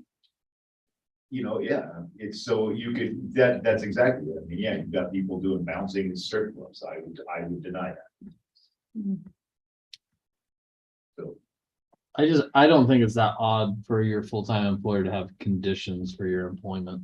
I don't think it's that odd either. I would agree. but- Every job is conditioned upon something, whether it's experience. Can't do drugs, you can't pass it. So- You gotta. I'm pass okay the with records. Okay, so I'm gonna just take a quick poll. The question is, do you feel like we need to make a change to this policy in a future meeting or not? Jordan, I'm okay with it as is. I think it covers what it needs to. I think I'm okay with it. Lisa?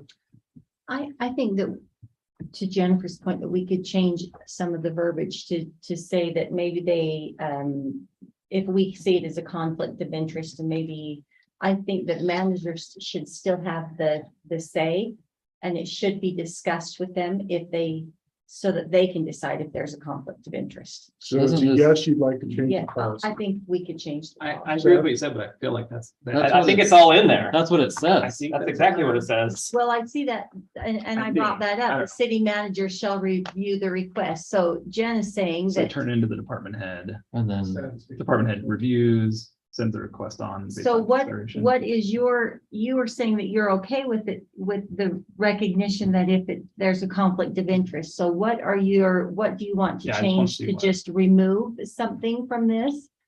I just don't, I understand where you guys are coming from, but I also feel like when people are off work from here, we don't own them, and they should be able to earn more money We as agree. they need.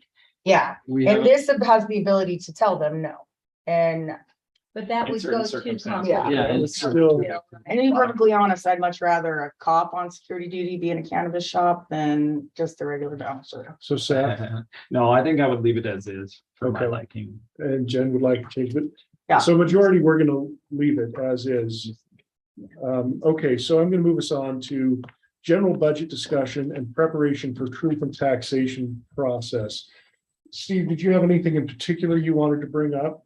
No, this is just procedurally what's Right. gonna happen from now in August. I think in the next work session in July, we'll come to the council with our presentation. To go Like a draft. the merits and what highlights and kind of being discussed. Do we So- actually list this in a newspaper? What newspaper exists at this? For point? us, it's the Standard Examiner is the one that's declared the local. Okay, is it? But that's still determined by- physical? Yeah, Yeah. there's a one weekend publication. Okay, I wondered if we can still have. So the notice is still required for truth and taxation, but not Yeah. for all. the public.